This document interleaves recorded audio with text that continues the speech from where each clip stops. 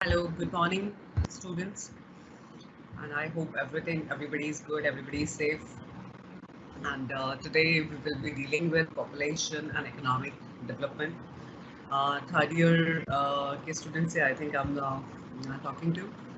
और मैं bilingual language मतलब bilingual ही रहूँगी English and Hindi. I'll try to use both languages.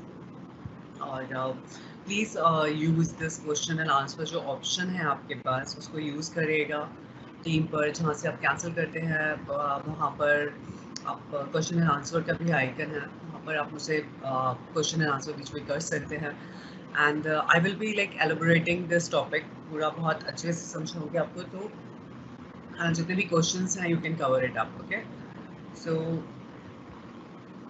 Now I will be dealing with this population. So, population के बारे में like everybody knows what is population. Population is like a human resource एक country में.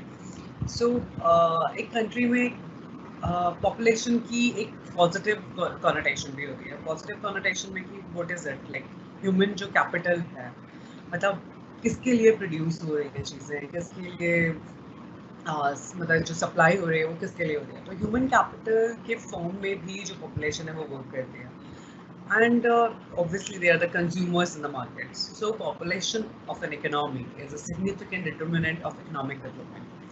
जिस country में population है वहाँ पर कंज्यूमर्स भी बहुत नहीं है इट डिपेंड्स ऑन लाइक कि जो पॉपुलेशन है उसको किस तरह से ह्यूमन कैपिटल के फॉर्म में हम यूज़ कर रहे हैं और ह्यूमन कैपिटल सिंपल डिपेंड करता है कि कितने लोग डिपेंडेंट हैं एंड कितने लोग जो इकोनॉमिक जो डेवलपमेंट में पार्टिसिपेट कर रहे हैं so here population is the source of human capital which is required for the economic development population जो है वो सोर्स है ह्यूमन कैपिटल का human capital only those people only those who are actually participating economic development में जो कर रहे हैं पार्टिसिपेट जो लोग डिपेंडेंट होते हैं उनको हम ह्यूमन कैपिटल में कंसिडर नहीं करते हैं मतलब they can be just a consumers like dependent हो सकते हैं वो बट इकोनॉमिक डेवलपमेंट में उनका पार्टिसिपेशन नहीं है they provide market for goods and services which are produced in the economy so market में पॉपुलेशन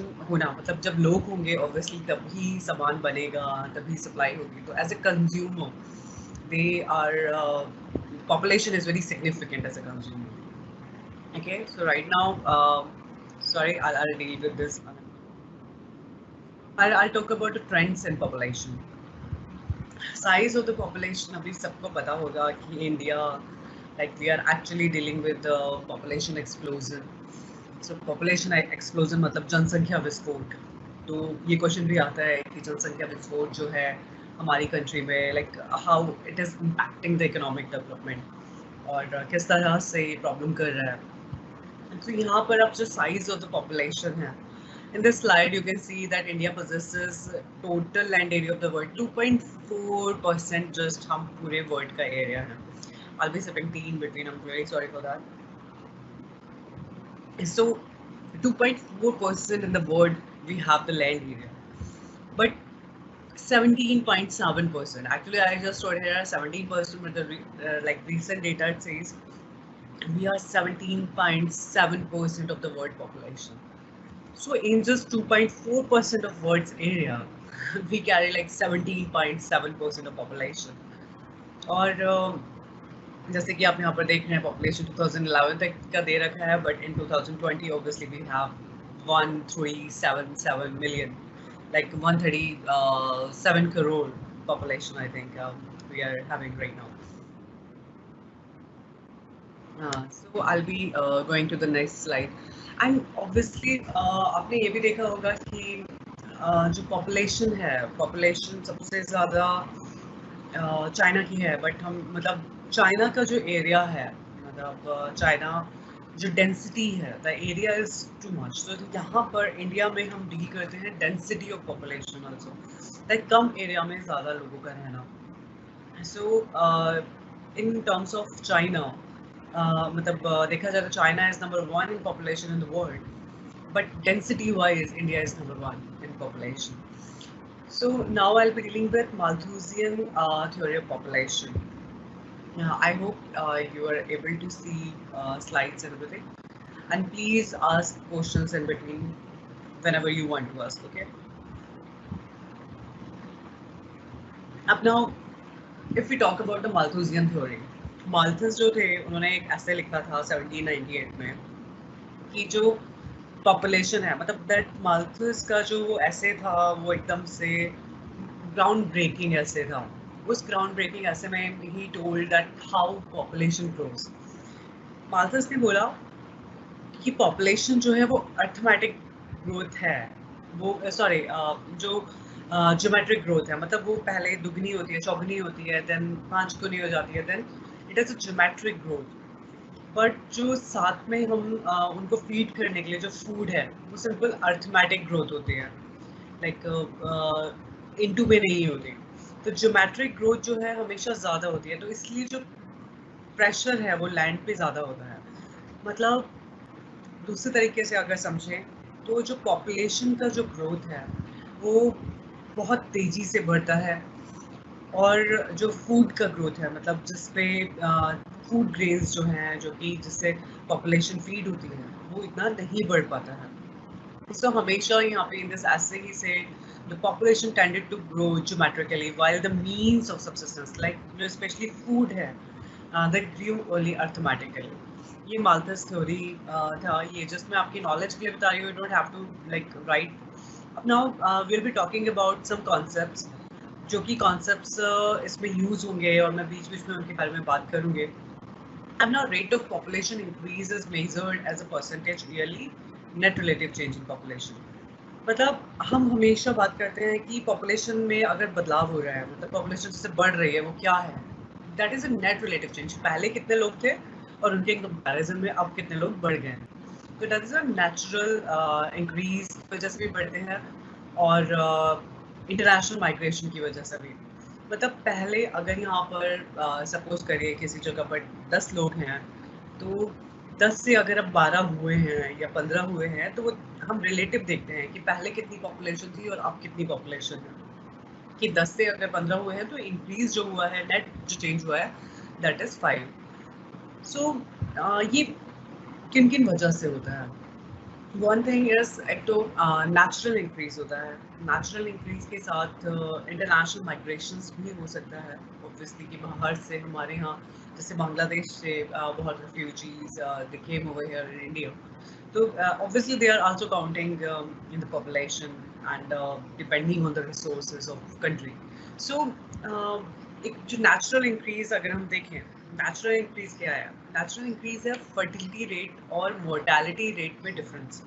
अब फर्टिलिटी रेट क्या होता है? Fertility rate obviously like producing जो रेट है, like giving birth to child, that is the fertility rate. कि कितने दर से जो है बच्चे जन्मे जा रहे हैं, लाइक बर्थ रेट क्या है, तो that is like fertility rate. कि कितनी प्रोडक्शन यहाँ पर हो रहा है बच्चों का. आई am sorry I am using this like production word, but it's like कितने बच्चे जन्म लेते जा रहे हैं. मोर्टेलिटी इज कितने लोग मरते जा रहे हैं.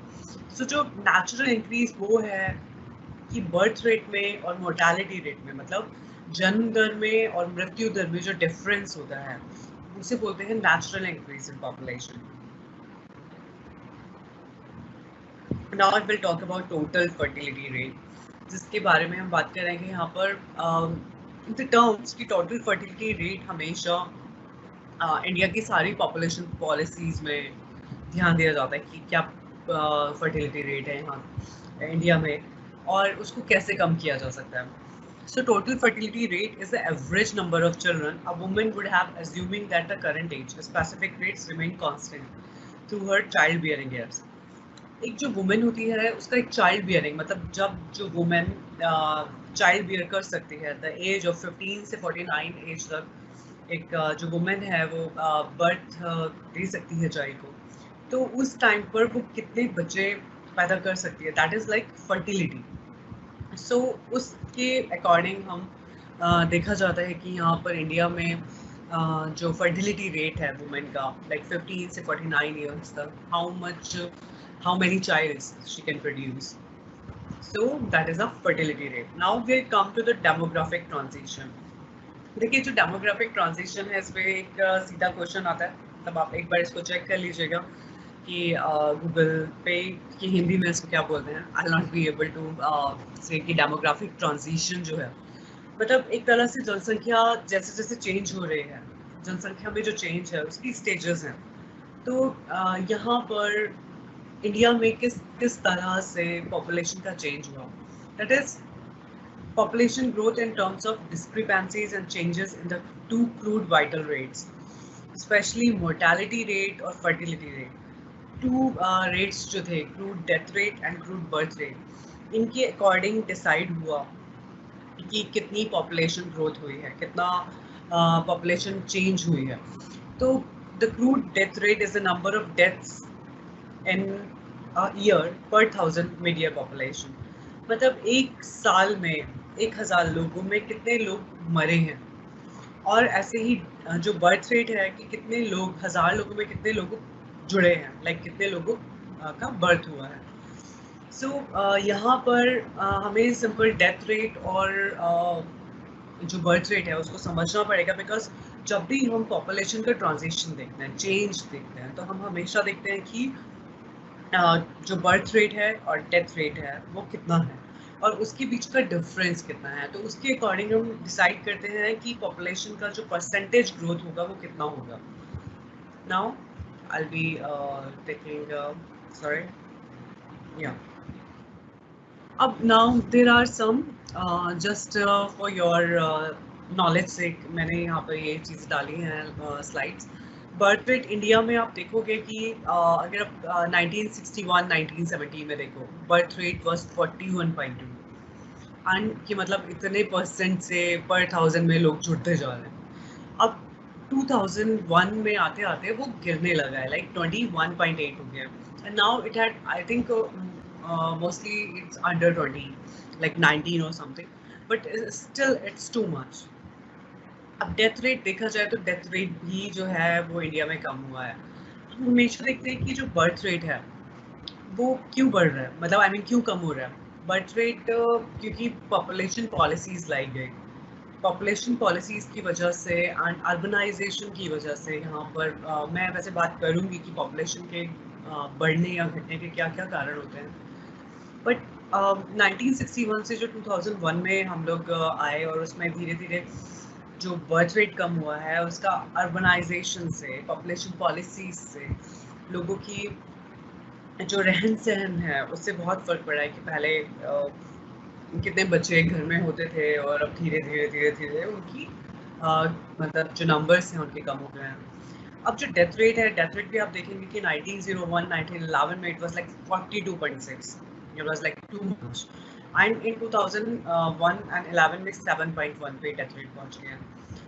अगर डेथ रेट कम होता है तो क्यों होता है, मतलब because the country is growing, and when country is growing, like economic जो डेवलपमेंट हमारा हो रहा है उसके साथ साथ हेल्थ फैसिलिटीज़ बढ़ रही हैं, हाइजीन बढ़ रहा है, सैनिटेशन बढ़ रहा है, and people are actually able to you know save themselves. मतलब जब अच्छी कोई भी बीमारी होती है तो वो एक अच्छा जो मेडिकल फैसिलिटी है मिल सकती है अभी हमारे कंट्री में. तो इस वजह से जो अच्छी मेडिकल फैसिलिटीज़ की वजह से, हाइजीन की वजह से, अवेयरनेस की वजह से डेथ रेट कम होता गया. So there are two reasons, like birth rate जो कम हो रहा है वो population policies के, that is not a natural one. So but यहाँ पर जो death rate हो रहा है कम, वो because of the facility of the country, maybe the medical facility and awareness and the hygiene and everything. Okay, so now I'll talk about the population historical trend. अब आप don't be scared of the graph, क्या पता चल रहा है, but आप ये देखोगे कि नीचे ईयर्स लिए हैं एक्सेस पे, and Y axis is denoting population in billion. तो आप देखोगे कि 1750 से 1950 तक कर्व जो है बिल्कुल नीचे है, मतलब ज़्यादा प्रॉब्लम नहीं है. जितनी डेथ रेट थी उतनी ही, मतलब उतना ही बर्थ रेट था, उतनी ही डेथ रेट थी, तो ज़्यादा फर्क पॉपुलेशन में नहीं था. But suddenly after 1950 it took like explosion, बहुत बढ़ता गया. एंड इन 2000 जो 2000 में लाइक आप देखेंगे कि पूरा स्टीप आ गया. और फिर देन वर्ल्ड की जो टोटल पॉपुलेशन है, ये मतलब मैं जो ये ट्रेंड है वर्ल्ड की टोटल पॉपुलेशन का है, मोस्टली जो थे डेवलप्ड रीजन्स में, जो आप देखेंगे जो नीचे का ग्राफ है 20%, वो मतलब सिंपल जो डेवलप्ड नेशंस है वो सिंपल 20% इंक्रीज हुए पॉपुलेशन में. But when we talk about the less developed nations, less developed 80% population growth हुई. अब उसका भी एक रीज़न जो ग्राफिक एक्सपर्ट्स हैं बोलते हैं कि बिकॉज जो developed nations थे, developed nations में they had like control the measures, they had taken some measures to control population. मतलब population को क्यों करना है, और वहाँ पे एजुकेशन ज़्यादा थी, कंट्रोल करने के लिए जितनी पॉलिसीज रखी गई, वहाँ पर पहले से ही अर्बनाइज्ड एरिया था, तो इस वजह से जो डेवलप्ड नेशंस की जो पॉपुलेशन थी वो इतनी नहीं बढ़ी.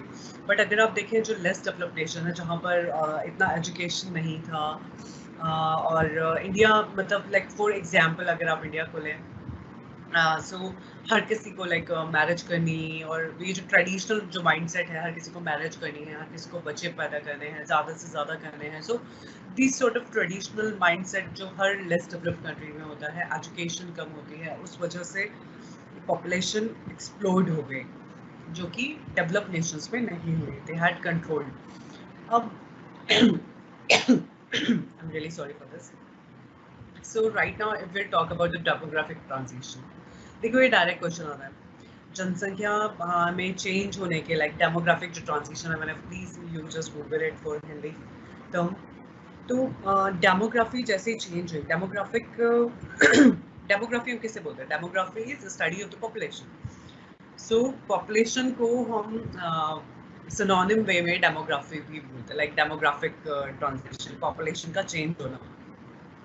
सो यहाँ पर ये डायरेक्ट क्वेश्चन आता है कि पॉपुलेशन के चेंज होने की या डेमोग्राफिक जो ट्रांजिशन है उसकी क्या क्या स्टेजेस हैं और क्या क्या हुआ होता है मतलब उसमें.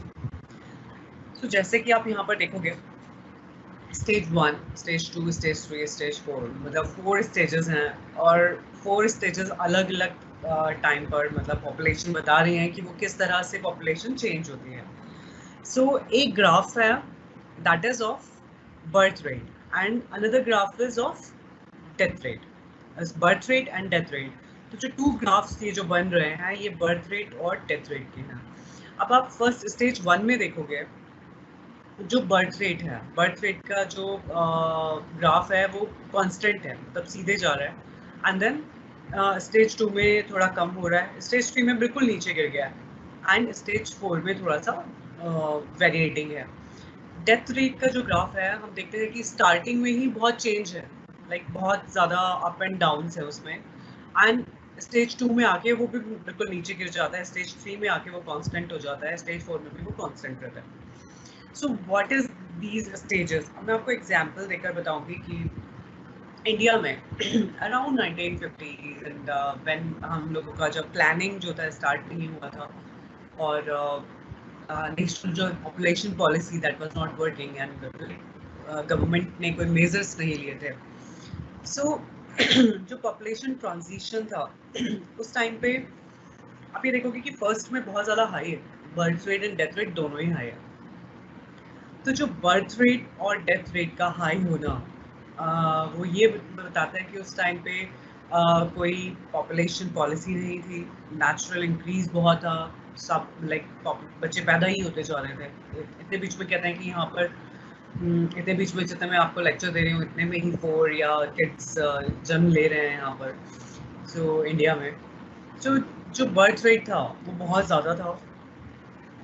जैसे मैंने आपको पहले भी स्लाइड्स में बताया, इट वाज अराउंड 41 समथिंग, 41.7. यहाँ पर आप देखोगे कि डेथ रेट जो था वो डेथ रेट भी हाई था पर फ्लक्चुएटिंग था. फ्लक्चुएटिंग मतलब कभी कभी ज़्यादा डेथ हो रही है, कभी कम डेथ हो रही है.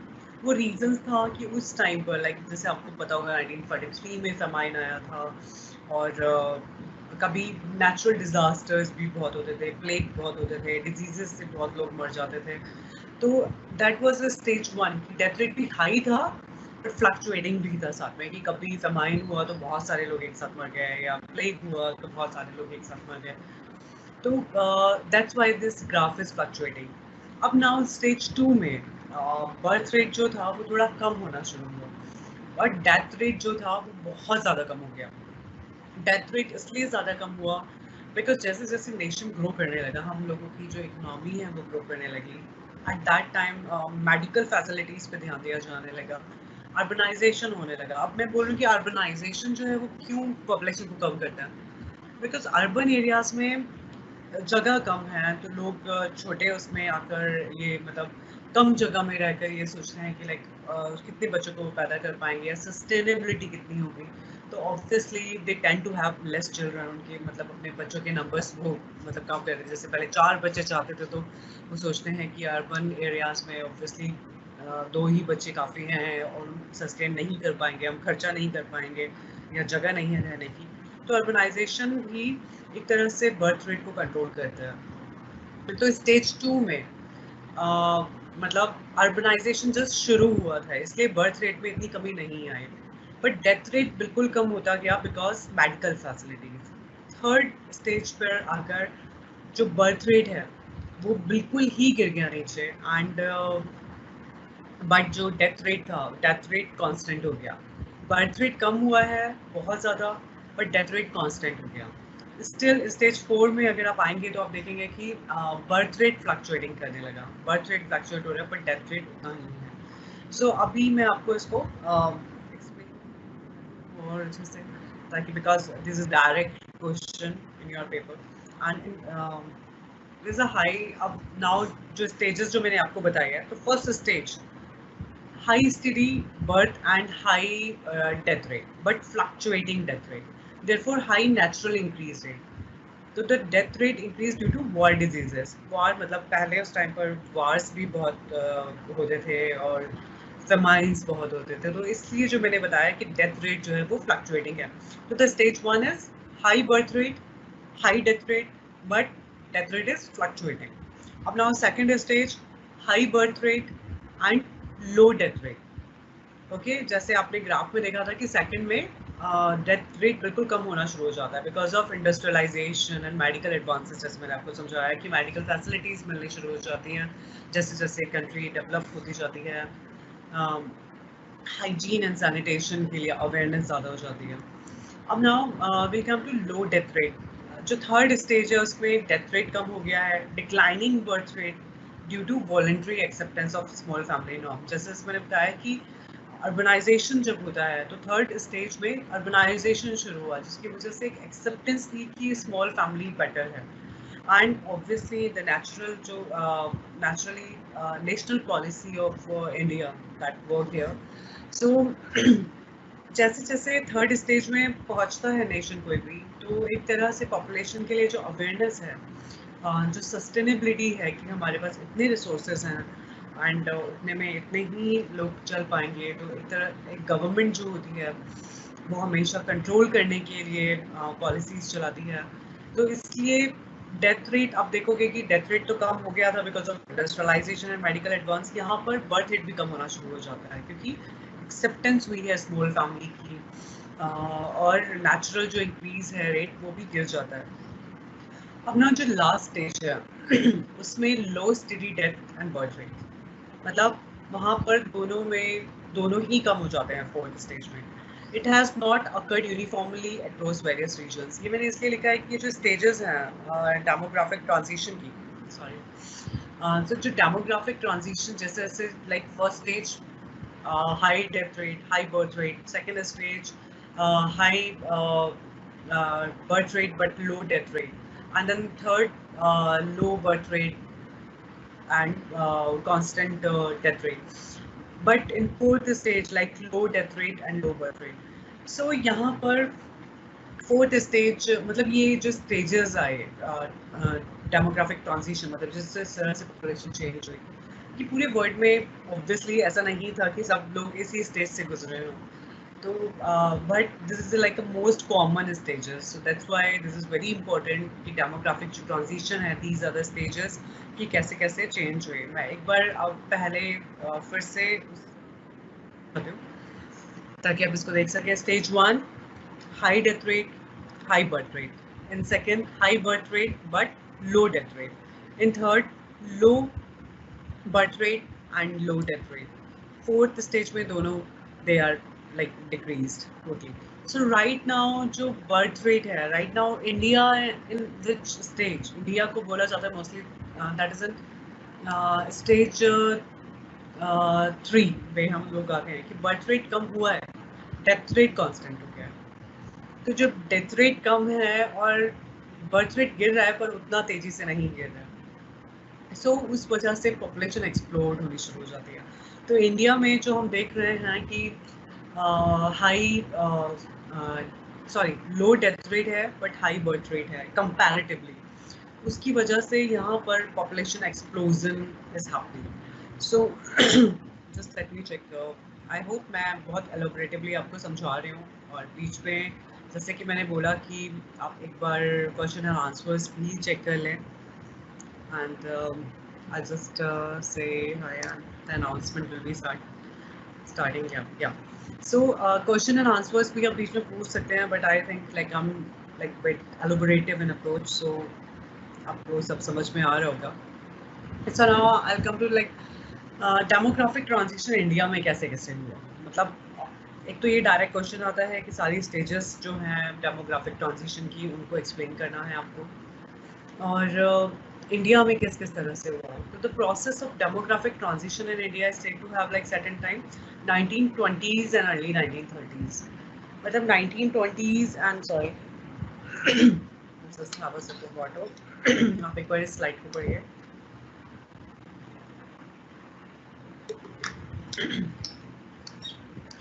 So the thing is 1920s and 1930s में क्या था, when death rates started declining.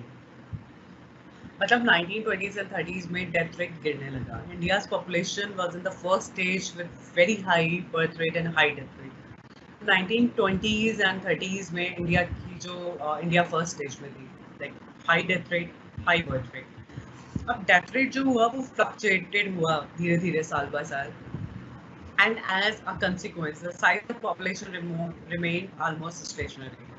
मतलब आप ये सोचो कि बिकॉज बच्चे जितने पैदा हो रहे हैं, लाइक हाई बर्थ रेट है बट हाई डेथ रेट भी है, उतने ही लोग मर भी रहे हैं. मतलब जितने पैदा हो रहे हैं अप्रॉक्स उतने ही लोग मर भी रहे हैं.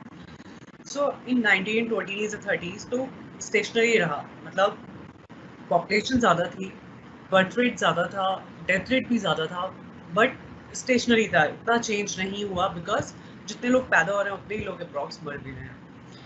अब धीरे धीरे with the onset of decline in the death rate, जैसे जैसे कंट्री ग्रो करती गई, मेडिकल फैसिलिटीज़ हम लोगों की बढ़ती गई, हाइजीन एंड अवेयरनेस, सैनिटेशन, ये सब बढ़ता गया, डिजीज़ के बारे में अवेयरनेस बढ़ती गई.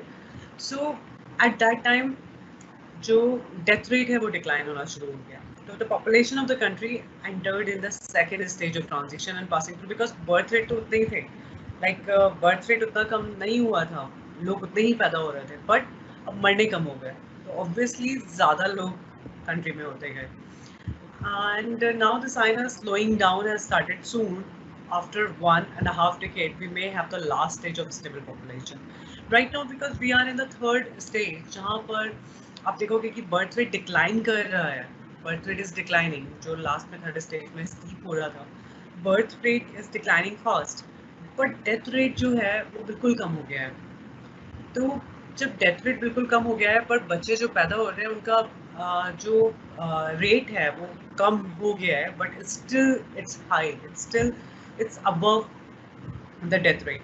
सो ऑब्वियसली जब ज़्यादा लोग पैदा होते जाएंगे और कम लोग मरेंगे तो एक जो स्टेज आएगी वो पॉपुलेशन एक्सप्लोजन की आएगी. So we are in a third stage of demographic transition.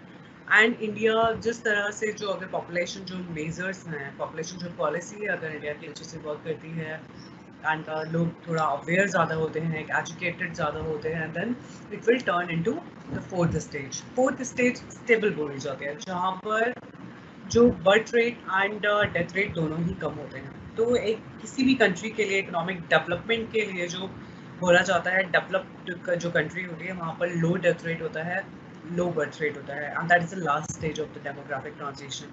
So एक तरह से देखा जाएगा ये डेवलपमेंट भी किसी कंट्री का डिपिक्ट करती है, डेमोग्राफिक ट्रांजिशन की जो स्टेजेस हैं.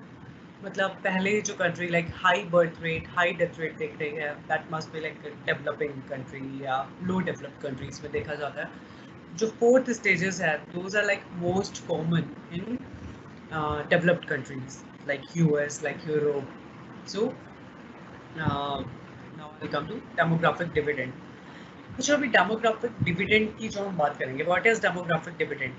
First please check the Google for the Hindi term. I am sorry, I don't have Hindi term का मुझे इतना नॉलेज नहीं है, बट मैं ट्राई कर रही हूँ मोस्टली आपको समझाने की। तो डेमोग्राफिक जो डिविडेंड है वो क्या है? मतलब आजकल डेमोग्राफिक डिविडेंड बहुत यूज होता है, और यहाँ पर अभी भी इंडिया में भी बोला जाता है कि demographic dividend we have like lots of people right now, but and we are having demographic dividend। वो क्या है? बहुत सारी जो वर्किंग पॉपुलेशन है, मतलब एक जो वर्किंग एज है, वर्किंग एज पॉपुलेशन क्या होती है? लाइक 15 से 64 साल, लाइक 15 से 64 ईयर्स तक के जो लोग हैं जो कि काम में एंगेज हैं, मतलब जो वर्किंग पॉपुलेशन है या वर्क कर सकते हैं, तो उनकी जो नंबर्स हैं, उनके जो नंबर्स हैं सॉरी, वो ज़्यादा हैं रादर देन जो डिपेंडेंट्स हैं। लाइक जो चाइल्ड है वो डिपेंड होता है, जो ओल्ड एज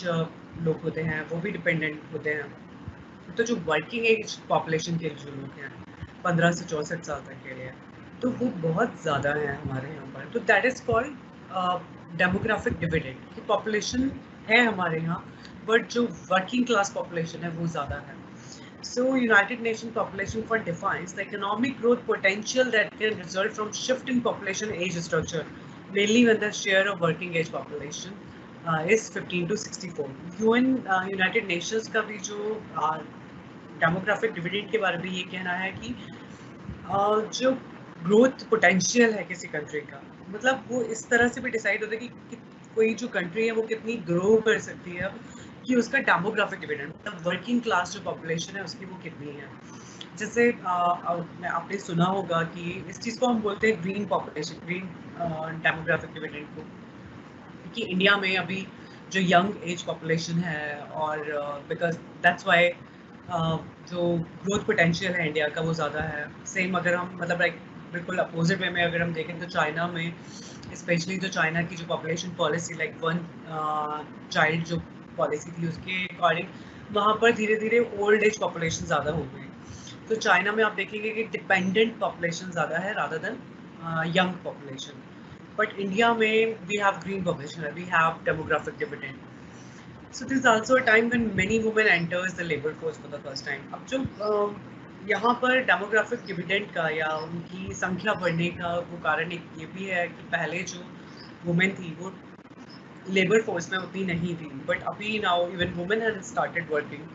सो जो वर्किंग एज पॉपुलेशन की जो मतलब जो नंबर्स हैं, जो वर्क कर रहे हैं लोग, उनकी संख्या बढ़ गई है, बिकॉज इवन एक तो यंग पॉपुलेशन है, another one is women also entered in the labour force. अब now I deal with mechanism कि डेमोग्राफिक जो डिविडेंड है वो किस तरह से मतलब हमारा मतलब जो इंडिया के लिए ग्रोथ पोटेंशियल किस तरह से है। तो इंक्रीज इन लेबर सप्लाई। आप सोचिए कि अगर 15 से 64 ईयर्स तक के लोग ज़्यादा हैं तो ऑब्वियसली हमारे पास ज़्यादा लेबर होगी। Productive employment of extra workers, मतलब लेबर सप्लाई है और लेबर सप्लाई के साथ साथ जो प्रोडक्टिव एम्प्लॉयमेंट भी हो रहा है। अपना इंक्रीज इन सेविंग, जितने जो लोग हैं डिपेंडेंट पॉपुलेशन डिक्रीजेस।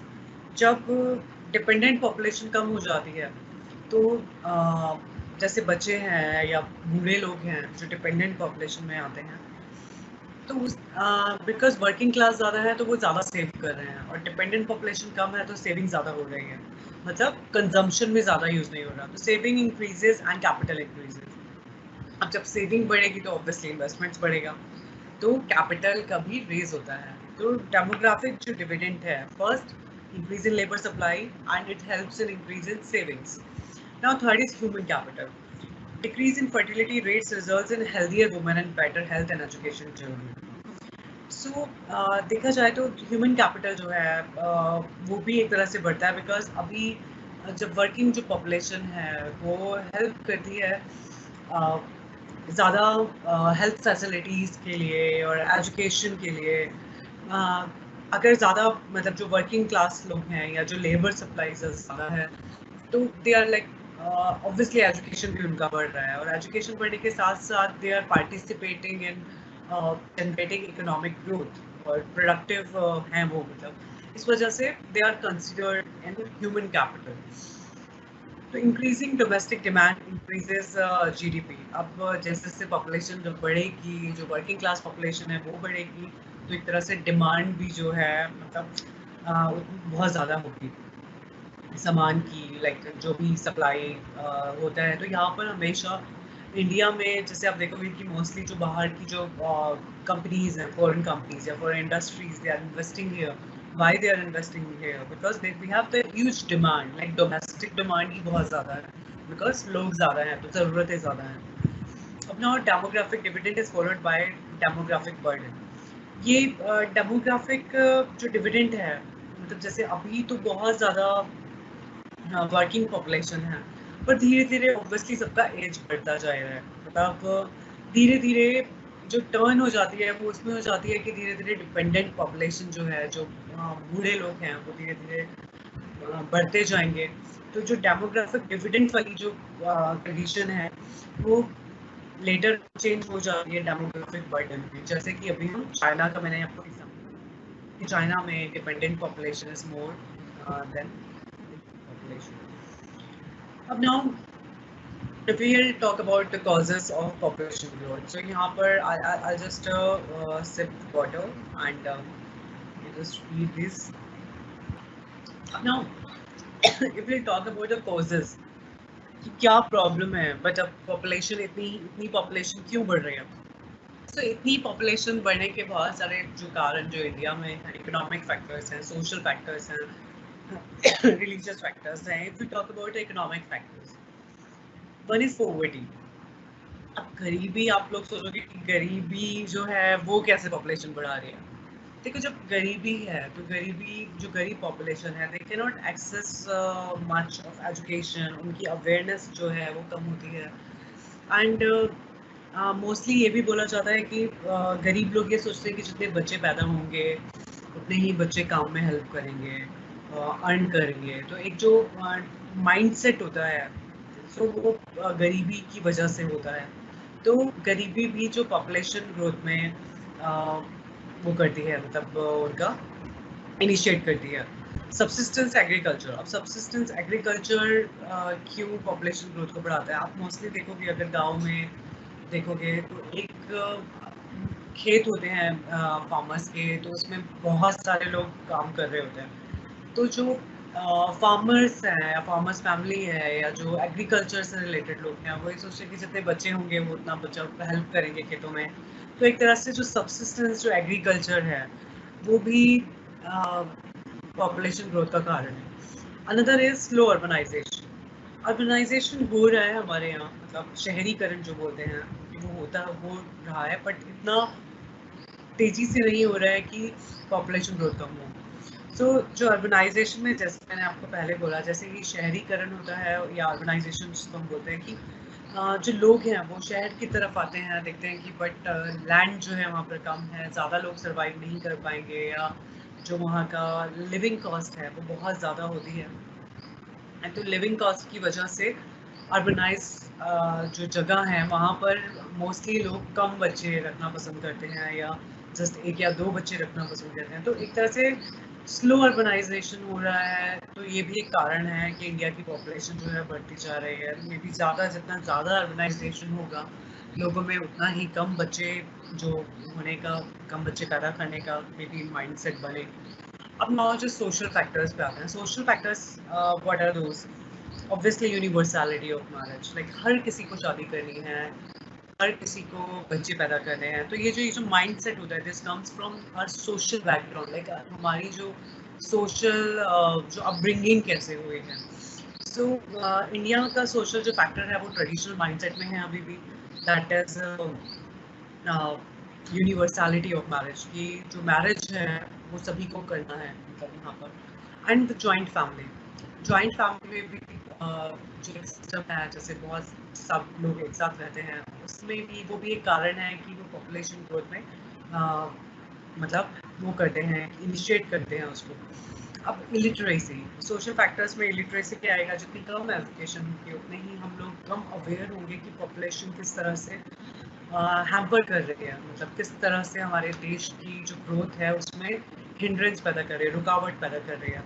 तो इलिटरेसी की वजह से भी ज़्यादा बच्चे पैदा होते हैं। आप इलिटरेसी के साथ साथ मोस्टली हम बोलेंगे कि कम शिक्षित भी हैं, कम अवेयर भी हैं। तो जानना जो है बहुत ज़रूरी है उसके लिए। तो यहाँ पर इंडिया में आप देखे जाओगे तो मोस्टली जो लेबर पॉपुलेशन, जो पुअर पॉपुलेशन है, they are not much aware about population control measures, and they are not even knowing कि पॉपुलेशन ज़्यादा बच्चे पैदा करना प्रॉब्लम भी हो सकता है। अब now will come to religious factor, जैसे some of the religion says that कि ज़्यादा बच्चे पैदा करने चाहिए। So I totally disagree and this is a debatable topic, तो मैं यहाँ पर इस चीज़ को ज़्यादा नहीं बोलूँगी, but some religions supports that like ज़्यादा बच्चे होने चाहिए। बट पॉपुलेशन कंट्रोल के लिए ये बहुत ज़रूरी है कि रिलीजियस और बायसनेस थोड़ी बाहर आए। And now control of famines, control of famines जैसे अब पहले मैंने आपको बताया, जैसे 1943 का फेमाइन था, जिसमें पूरे कहते हैं कि गांव के गांव साफ हो गए थे, लाइक कोई बच्चा नहीं था। पहले प्लेग्स भी होते थे, जिस तरह से अभी कोरोना चल रहा है इस तरह से पहले प्लेग होते थे, तो बहुत सारे लोग मर जाते थे। पर अब ही उन चीज़ों का कंट्रोल हुआ है, government had controlled, government had taken some measures, तो इतने लोग अचानक से नहीं मरते हैं। बट जैसे अब कोरोना के बारे में हम बोल रहे हैं, तो obviously like it may change this thing. Now improve medical facility. अब causes of population growth में improve medical facility क्यों? Because death rate कम हो रहा है। Causes of population growth में भी मतलब medical facility बढ़ रही है, but ये population growth में help करती है, because fertility rate बढ़ता है, fertility rate सॉरी मतलब जो maternal mortality rate है, मैं आगे उनकी बात करूँगी, infant mortality rate है, जो बच्चे पैदा हो रहे हैं उनके बचने की जो कैपेसिटी है वो ज़्यादा हो जाती है, और जो मर रहे हैं लोग because they can have medical facilities, तो दे कैन सेव देमसेल्व्स, मतलब बहुत सारे लोग बचाए जा सकते हैं इम्प्रूव मेडिकल फैसिलिटी की वजह से। सो एक तरह से वो भी कारण है कि इंडिया की जो पॉपुलेशन है वो बढ़ती जा रही है। Now will talk about population in India. अब पॉपुलेशन पॉलिसी यहाँ पर इंडिया की है, इस पर डायरेक्ट क्वेश्चन आता है, national population policy in India. अब आपको ये देखना पड़ेगा कि किस किस तरह से पॉपुलेशन की जो पॉलिसी है वो चेंज हुई। So aim of the population policy is to produce a perceptible and significant decrease in birth rate. मतलब population policy हमेशा ये चाहती है कि जो birth rate है वो कम हो जाए, to accelerate the rate of economic growth, to improve qualitative aspect of population and to reduce further death rate. मतलब जो birth rate है कम हो जाए और death rate भी जो है मतलब वो भी कम हो जाए। Population policy हमेशा qualitative aspect पे population के focus करती है। Policy of indifference till 1961, India adopted family planning program under 5-year plans, जिसे कैफेटेरिया अप्रोच बोलते हैं। 5-year plans आपको जब मैं प्लानिंग आपको पढ़ाऊंगी then I will let you know कि 1950 के बाद जब प्लानिंग यहाँ पर स्टार्ट हुई इंडिया में, जब प्लानिंग कमीशन बनी और जब 5 years प्लान स्टार्ट होने लगे, उस टाइम जो फर्स्ट मतलब फोकस था वो पॉपुलेशन कम करने पे था। तो eight that time family planning जो प्रोग्राम था वो उसकी मतलब वो लॉन्च हुआ, जिससे बोला गया कि हम दो हमारे जो आपने सुना होगा शायद may be your parents have heard about that, कि हम दो हमारे दो वाली जो अप्रोच थी, या जिस तरह से आप जब स्कूल्स में होते हो बुक्स वगैरह स्कूल्स की, तो उसमें मोस्टली पेरेंट्स दिखाए जाते हैं, उनकी पिक्चर दिखाई जाती है जस्ट 2 kids। सो इस तरह का जो एडवर्टाइजमेंट था छोटी फैमिली का, वो फैमिली प्लानिंग प्रोग्राम के अंदर करा गया कि ताकि लोग अवेयर हो सकें। इसे बोलते हैं हम कैफेटेरिया अप्रोच।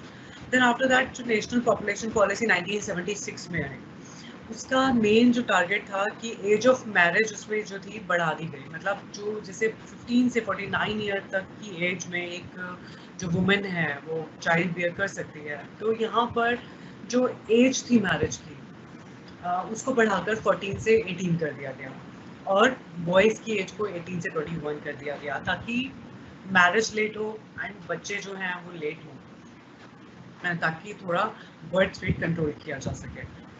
अब now family planning program was integrated with health, maternity, and child welfare and nutrition. Family welfare program में या planning program में हमेशा ये देखा गया कि जो वुमेन जो बर्थ दे रही है, तो जो मतलब मैटरनल जो मतलब हेल्थ है उसकी, जो मदर की जो हेल्थ है वो भी सही रहे और जो बच्चे पैदा हो रहे हैं उनकी भी हेल्थ सही रहे और न्यूट्रिशन उनको पूरा मिले. तो फैमिली प्लानिंग प्रोग्राम में जो हेल्थ सर्विसेज थे उनको भी इंटीग्रेट कर दिया गया. अब now grant was fixed on the basis of 1971 population. Family planning was made popular. इसमें ग्रांट्स भी दी जाती है कि अगर आपके कम बच्चे होंगे तो लाइक ऑब्वियसली आपको ग्रांट दी जाएगी. आजकल इस तरह की पॉलिसीज भी होती हैं कि अगर एक लड़की है और तो आपको मतलब जो 10 साल के बाद या 15 साल के बाद उसके इतने रुपीस गवर्नमेंट डलवाएगी, बट आपका दूसरा चाइल्ड नहीं होना चाहिए. तो इस तरह से जो एडवर्टाइजमेंट्स थे लाइक ग्रांट्स थी गवर्नमेंट की साइड से वो ज़्यादा होने लगी ताकि लोग जो हैं पॉपुलेशन के बारे में अवेयर हों, ओके, और कम बच्चे पैदा करें. अब population education was added in school syllabus. Population के बारे में जो जानकारी थी स्पेशली वो स्कूल में दी जाने लगी ताकि मिस हो. अब नाउ इन्फेंट मोर्टालिटी रेट पे आते हैं. इन्फेंट मोर्टालिटी रेट क्या होता है? इन्फेंट मोर्टालिटी रेट होता है कि number of deaths among 1000 born children. मतलब जैसे ही यहाँ पर जैसे ही बच्चे पैदा होते हैं वो मर भी बहुत जल्दी जाते हैं because of the diseases, because mother की हेल्थ इतनी अच्छी नहीं थी या न्यूट्रिशन अच्छे से नहीं था, तो इसलिए बच्चे मरते भी जल्दी हैं. मतलब जितने बच्चे पैदा होते हैं तो मोस्टली अब जैसे अगर आप बात करोगे अपने ग्रैंड पेरेंट्स से बात करोगे, नाना नानी या दादा दादी से बात करोगे, तो एट दैट टाइम बच्चे बहुत ज़्यादा होते थे पैदा, बट जल्दी मर भी जाते थे. तो ये जो फैक्टर है उसको चेंज करने के लिए कि जो बच्चे पैदा हो रहे हैं वो हेल्दी पैदा हों, उनको उसको इन्फेंट मोर्टालिटी को कम करने के लिए गवर्नमेंट ने न्यूट्रिशंस के जो प्रोग्राम थे वो फैमिली प्रोग्राम्स के साथ जोड़ दिए. अब 1921 में आप देखोगे कि 218 था इन्फेंट मोर्टालिटी रेट. मतलब 218 लोग हर 1000 जो पैदा हो रहे हैं उनमें 218 तो मर ही जाते थे. नाउ इन 2011 जो लास्ट डेटा जो मुझे मिला दैट वाज 2011 कि वो 44 हो गए हैं. मतलब अब सिर्फ 44 लोग जो कि 1000 जो पैदा हो रहे हैं उनमें सिंपल 44 बच्चे मरते हैं. तो this shows high medical facilities right now and government का जो सपोर्ट है न्यूट्रिशन, जो मैटरनल जो हेल्थ को लेकर जो फैसिलिटीज़ हैं वो बढ़ा दी गई हैं. इस वजह से इन्फेंट मोर्टालिटी रेट कम होता गया. पॉपुलेशन पॉलिसी इन इंडिया 2000, जो कि अभी जो पॉपुलेशन हमारे यहाँ जो पॉलिसी चल रही है that is of 2000. This policy was based on short, medium and long term objectives. उसमें जो पॉपुलेशन पॉलिसी है 2000 की उसमें शॉर्ट टर्म भी ग्रोथ्स हैं, शॉर्ट टर्म गोल्स हैं एंड मीडियम टर्म्स भी गोल हैं और लॉन्ग टर्म भी गोल्स हैं. सबसे पहले कि reduce maternal mortality rate to below 100 per lakh live birth. मतलब मैटरनल मोर्टालिटी रेट मतलब जो मदर जो है जो बच्चे को पैदा करते ही मर जाती है, उसको रेट को कम करने के लिए जो टारगेट रखा गया वो 100 रखा गया कि पर लाख लाइव बर्थ में जो लाख वुमेन जो बच्चे पैदा कर रही हैं उनमें से सिंपल 100 तक आ जाए, जो कि अभी संख्या बहुत ज़्यादा है. मतलब माओ के मरने की बच्चे पैदा करने के बाद वो संख्या ज़्यादा है, उसको 100 तक लाने की टारगेट रखा गया. इन्फेंट मोर्टालिटी रेट को भी जो अभी 44 मैंने 2011 का दिखाया उसको 30 पर 1000 पे लाने का टारगेट रखा गया है. Achieve universal immunisation of children. मतलब जितने बच्चे पैदा हो रहे हैं उनको इम्यून भी किया जा सके. जैसे इम्यून क्या होता है? वैक्सीन्स देना. जैसे पोलियो की वैक्सीन दी जाती है ताकि पोलियो नहीं होता. एक तरह से जो वैक्सीन्स हैं मतलब अभी जो आई थिंक 5 डिजीज़ के लिए दी जाती है. तो यूनिवर्सल इम्यूनाइजेशन मतलब सब बच्चों जो भी पैदा हो रहे हैं उनको इम्यून किया जा सके बीमारी से. Achieve universal access of information, promote delayed marriage for girls. मतलब लोगों को जानकारी मिल सके. ऑब्वियसली मैरिज जो है मतलब जो गर्ल की वो लेट हो, प्रमोट स्मॉल फैमिली नॉर्म्स कि हम दो हमारे दो वाला या एक ही बच्चा काफ़ी है, और स्पेशली जो मेल चाइल्ड को लेकर एक जो सोशल फैक्टर है इंडिया में कि लड़का होना चाहिए एक, तो उसके अपोजिट एडवर्टाइज किया जाता है कि लड़की ही लड़के के समान वर्क कर रही है, तो लड़की ही काफ़ी है, इस वजह से ताकि लोग और बच्चे पैदा करने के लिए उत्सुक नहीं हो कि हमें लड़का चाहिए, तो लड़के पैदा करने के लिए वो पैदा करते जा रहे हैं। तो इस तरह का जो स्मॉल फैमिली नॉर्म था कि अगर लड़की भी हो रही है तो भी सही है, या हम दो हमारे दो वाला जो कॉन्सेप्ट है वो पॉलिसी में, इंडिया की पॉपुलेशन पॉलिसी में इंक्लूडेड है। To review the implementation of the national population policy and national commission on population was set out. अभी जो है रिव्यू करने के लिए कि पॉपुलेशन पॉलिसीज तो हमने बना दी हैं, पर रिव्यू कैसे की जाए कि मतलब वो सही चल भी रही है या नहीं, तो उसके लिए नेशनल कमीशन ऑन पॉपुलेशन बनाएंगे। अब अप्रोप्रिएट जो पॉपुलेशन पॉलिसी है उसमें क्या क्या होना चाहिए अप्रोप्रिएट पॉपुलेशन पॉलिसी में? A population problem is basically a problem of economic development and social transformation. मतलब पॉपुलेशन को समझा जाना चाहिए कि वो इकोनॉमिक डेवलपमेंट में या सोशल ट्रांसफॉर्मेशन में कितने प्रॉब्लम क्रिएट कर रही है। ज़्यादा लोग हैं, ज़्यादा बर्डन है कंट्री पे, रिसोर्सेज पे, तो ये जो समझा जाना बहुत ज़रूरी है। और अप्रोप्रिएट पॉपुलेशन पॉलिसी ये लोगों को अवेयर करती है इस प्रॉब्लम से। इंक्रीजिंग एजुकेशनल फैसिलिटीज़, जितने ज़्यादा लोग एजुकेटेड होंगे उतने ज़्यादा लोग समझ पाएंगे कि जो पॉपुलेशन है that is not good for the economy, good for the country. अब ना लो इन्फेंट मोर्टालिटी, जो बच्चे पैदा भी हो रहे हैं वो हेल्दी पैदा हो, मतलब जो डेथ रेट है उनका बच्चों का, लो जो इन्फेंट मोर्टालिटी है वो कम हो, वो अप्रोप्रिएट पॉपुलेशन पॉलिसी में इंक्लूड होते हैं ये targets. Social security and employment, her population policy ये भी देखती है, या जो अप्रोप्रिएट पॉपुलेशन पॉलिसी होती है उसमें ये ज़रूर इंक्लूड होना चाहिए कि जितने बच्चे पैदा हो रहे हैं या जितनी पॉपुलेशन बढ़ रही है उनको एक सिक्योर्ड एम्प्लॉयमेंट भी मिले। मतलब पॉपुलेशन तो बढ़ रही है बट एम्प्लॉयमेंट नहीं है, तो obviously it will create problem. तो एक जो पॉपुलेशन पॉलिसी है गवर्नमेंट की वो ये भी सोचती है कि एम्प्लॉयमेंट कैसे दिया जाए बढ़ती पॉपुलेशन को। Now reduction in inequalities of income and wealth, मतलब जैसे एम्प्लॉयमेंट अगर होगा या जो बहुत ज़्यादा पॉपुलेशन जो बढ़ती जा रही है उसके बीच में रिच और पुअर का जो गैप है वो ज़्यादा ना बढ़े, मतलब गरीब जनसंख्या के लिए भी मेजर्स लिए जाएं, गवर्नमेंट उनके लिए भी वर्क करे, और जो इनइक्वालिटी है मतलब ये जो असमानता है दोनों में वो कम हो रिच और पुअर में, ये भी पॉपुलेशन पॉलिसीज़ का पार्ट होता है। रैपिड इंडस्ट्रियलाइजेशन, इंडस्ट्रीज़ बढ़ेंगी तो एम्प्लॉयमेंट बढ़ेगा ताकि पॉपुलेशन को फीड किया जा सके।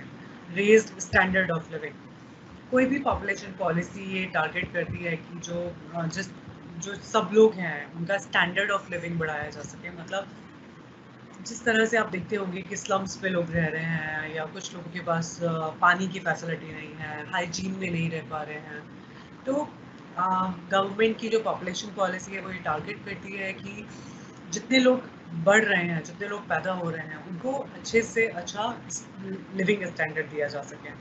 India's population 2011 में 121 थी, but right now it had increased up 2011 up 2020 है, so the recent is 137 crore, right now यहाँ पर सिंपल 121 करोड़ लिखा हुआ है।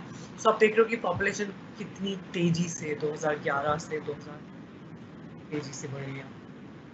तो यहाँ पर मैं जस्ट कुछ फिगर्स हैं just for your knowledge. Sex ratio जो है इंडिया में, सेक्स रेशो जैसे मैंने पहले भी बात की थी, फीमेल पर 1000 मेल कितनी है वो एक सेक्स रेशो डिसाइड करते हैं। एज जो यहाँ पर इंडिया में मोस्टली बोला जाता है कि मेल चाइल्ड को जो प्रेफरेंस दी जाती है उसकी वजह से वुमेन जो है जो सेक्स रेशो है वो बहुत कम हुआ है यहाँ पर सेक्स रेशो बराबर हो जाए, मतलब 1000 पर 1000 फीमेल हो, that is a target. But अभी 2011 का जो डेटा था उसके अकॉर्डिंग पर 1000 मेल पे 940 ही फीमेल्स हैं। तो एक ये जो मेल प्रेफरेंस जो मेंटालिटी है, मेल चाइल्ड की प्रेफरेंस कि लड़का ही होना चाहिए, उस वजह से ये प्रॉब्लम हमारे कंट्री में आ गई कि जो सेक्स रेशो है वो कम हो गया। चाइल्ड सेक्स रेशियो भी गिर गया, बिकॉज आप लोगों को बहुत पता है कि होगा आपने सॉरी कि हरियाणा में जैसे बहुत कम सेक्स रेशियो है, मतलब लड़की अगर पैदा होती थी तो पैदा होते ही मार दी जाती थी। तो जो चाइल्ड सेक्स रेशियो जिसको हम बोलते हैं कि जितने बच्चे पैदा हो रहे हैं उसमें कितनी लड़कियां पैदा हो रही हैं, तो दैट इज़ 1000 अगर लड़के पैदा हो रहे हैं तो ओनली 914 लड़कियां पैदा हो रही हैं।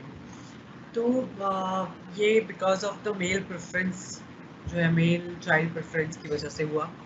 अब now will talk about rural urban distribution. मैं सिंपल आपकी नॉलेज के लिए बता रही हूँ ताकि आपको पता होना चाहिए जब हम पॉपुलेशन की बात करते हैं कि कितनी रूरल पॉपुलेशन है, कितनी अर्बन पॉपुलेशन है। आप देखो कि रूरल पॉपुलेशन कम होती गई है 1951 से 2011 में। पहले 82% थी, अब 68% है, और जो अर्बन पॉपुलेशन है वो धीरे धीरे बढ़ती गई है। बट स्टिल जो पेस है अर्बनाइजेशन का वो बहुत स्लो है यहाँ पर। This is life expectancy. Life expectancy क्या होती है? लाइफ एक्सपेक्टेंसी होती है कि कितने एज तक जिया जा सकता है, या मेल कितने एज तक जीते हैं या फीमेल कितने एज तक जीती हैं। तो लाइफ एक्सपेक्टेंसी में भी पहले से बढ़ी है because of the medical facilities. It refers to the average number of years people live. तो एवरेज नंबर्स ऑफ ईयर्स में आप देखो कि मेल पहले सिर्फ 41 एज तक जी पाते थे 1951-61 में because of the health facilities. But right now they can live up to 63.9 average, as an average की मतलब ज़्यादा लोग 63 या 64 साल तक जी पाते हैं जो मेल्स हैं। फीमेल की लाइफ एक्सपेक्टेंसी ज़्यादा होती है, अराउंड 66.9 यहाँ पर मेंशन है। तो मतलब जो फीमेल है ऑन एन एवरेज 67 ईयर्स तक जी सकती है। और लिटरेसी रेट देखा जाएगा इंडिया में, लिटरेसी रेट में आप देखोगे कि जो मेल का जो रेट है literacy rate that is 82.14 in 2011 and female का 65.5% है, वो जो कि बहुत ज़्यादा कम है। अभी भी हम लोग 100% या 74% लिटरेसी रेट है, जो कि अभी भी आप सोचो कि कितनी पॉपुलेशन अभी भी बाकी है जिसको लिटरेट करना है। तो गवर्नमेंट को जो फोकस है वो मोस्टली एजुकेशन पे ज़्यादा रखना चाहिए। 74% से जो टारगेट है I think it should be around like 100 rate. So अभी भी मेल जो पॉपुलेशन है वो ज़्यादा लिटरेट है रादर देन फीमेल। तो there is a inequality also कि मेल को ज़्यादा पढ़ाया जाता है, फीमेल को कम पढ़ाया जाता है। तो ये जो इनइक्वालिटी है ये भी कम होनी चाहिए। So I talk about unemployment.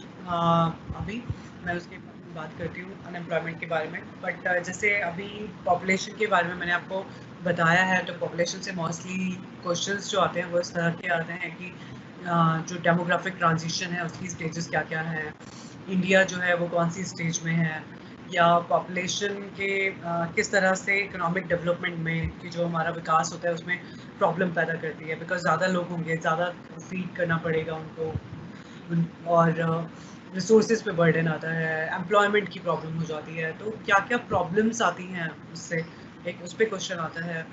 और क्या क्या कारण हैं पॉपुलेशन बढ़ने के, उसके ऊपर क्वेश्चन आता है। सो इन a while, like I'll just come back in a while.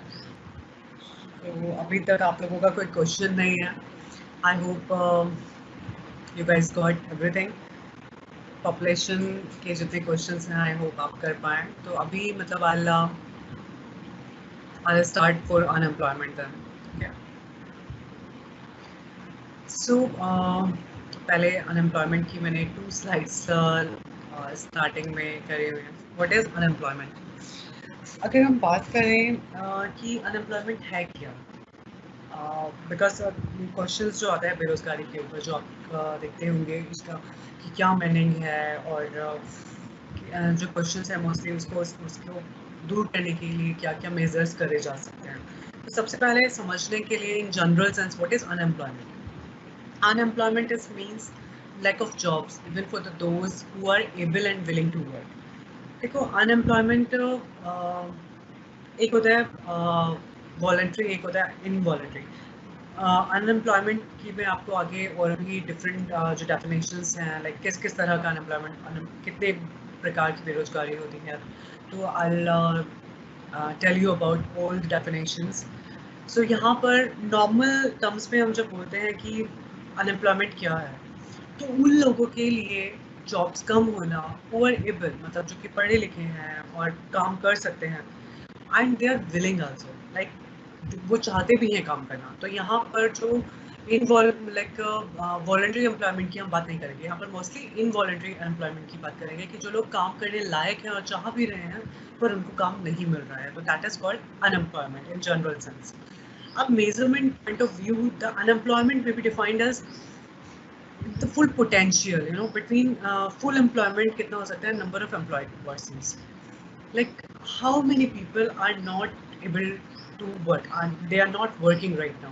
तो जो full employment और अभी कितने लोग काम कर रहे हैं, full employment का potential कितना है और अभी कितने लोग काम कर रहे हैं, उनके बीच का जो difference है उससे हम measure करते हैं बेरोजगारी को, unemployment को। फुल एम्प्लॉयमेंट क्या कंडीशन है, अब हम फुल एम्प्लॉयमेंट और हम देखते हैं कि कितने लोग काम नहीं कर रहे हैं, सो उसके जो बीच का गैप है वो अनएम्प्लॉयमेंट है। बट फुल एम्प्लॉयमेंट क्या होता है? Full employment is a condition of national economy where all the nearly all persons are willing and able to work. Sorry for this. कि मतलब जितने लोग जो हैं जो एबल हैं मतलब काम करने के, जो योग्य हैं काम करने के, they are getting work and उनको जो भी वेजेस है मतलब बट प्रिवेलिंग वेजेस पे, मतलब जो सैलरी जो इतनी मिल रही है या जो भी वर्किंग कंडीशंस हैं, they are able to work in there, they want to work, that is full employment. कि अभी जो भी सिचुएशंस चल रही हैं उस पर लोग काम करने के लिए रेडी हैं। तो full employment is a condition in national economy where all nearly persons are willing and able to work at the prevailing wages and working conditions and able to do so, मतलब उनको काम भी मिल रहा है। अब unemployment को हम किस तरह से देखते हैं? Unemployment is labour force minus number of employed people plus frictionally unemployed people. अब फ्रिक्शनल अनएम्प्लॉयमेंट मैं आपको बताऊंगी आगे, बट लेबर फोर्स में से कितने लोग एम्प्लॉयड हैं और कितने लोग अनएम्प्लॉयड हैं, मतलब लेबर फोर्स में से एम्प्लॉयड लोगों को अगर हम माइनस कर दें तो हमारे पास अनएम्प्लॉयमेंट की फिगर आ जाती है। Okay, now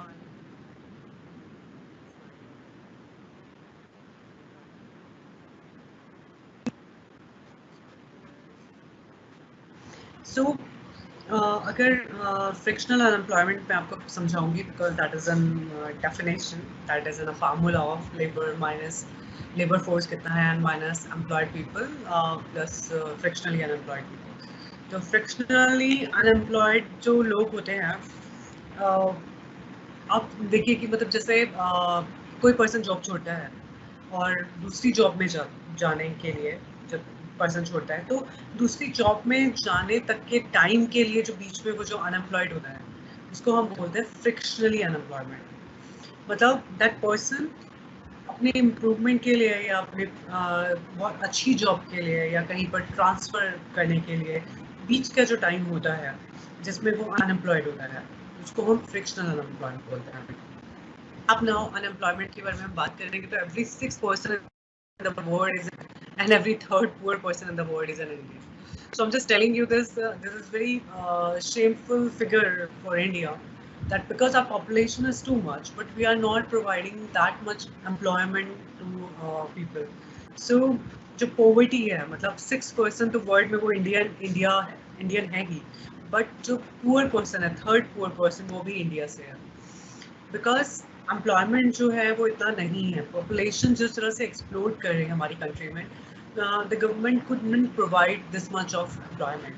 so with increase in the number of unemployed persons, गरीबी भी जो है लाइक पॉवर्टी एक्सपेंडेड, गरीबी भी बढ़ती गई। The problems of unemployment and poverty is very high, you know, which demands an immediate solution. So till fifth 5-year plan अगर देखा जाए तो no serious efforts was taken। पहले जो प्रॉब्लम थी अनएम्प्लॉयमेंट की वो इतनी एक्नॉलेज नहीं करी गई, बट 5-year प्लान्स में अनएम्प्लॉयमेंट की जो पॉपुलेशन बढ़ने की जो समस्या थी उसको एक्नॉलेज किया गया एंड 5-year प्लान्स में उसके लिए मेजर्स लिए गए। So it's assumed that the gains of economic growth would percolate downwards।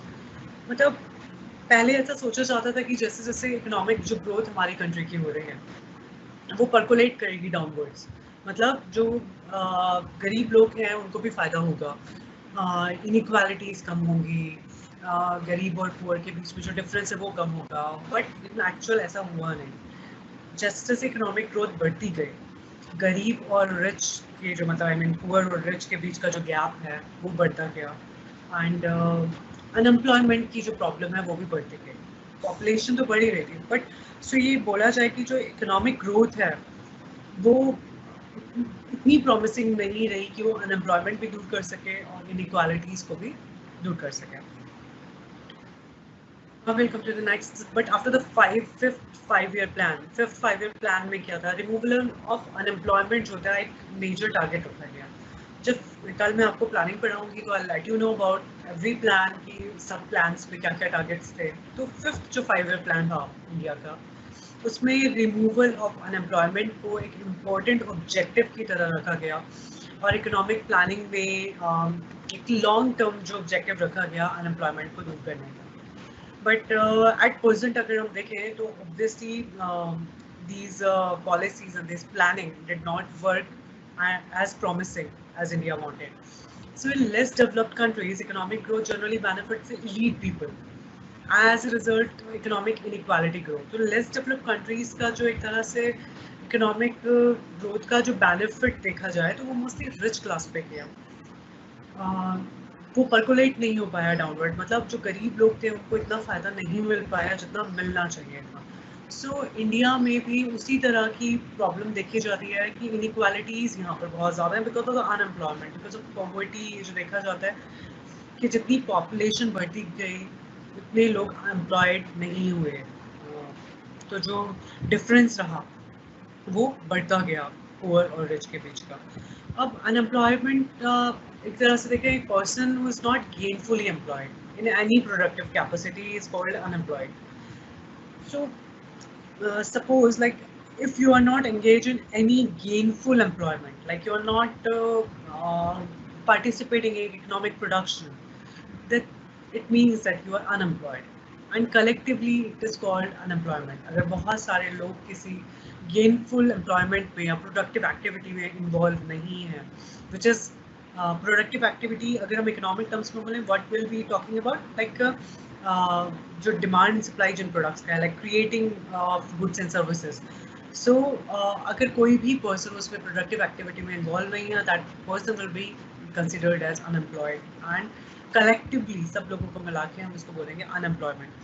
सो अभी फॉर्म्स ऑफ अनएम्प्लॉयमेंट की भी मैं बात करूँगी कि कितने टाइप का, बिकॉज क्वेश्चन जो आपका यहाँ से आता है that is a direct question कि कितने प्रकार की बेरोजगारी होती है और सबके बारे में.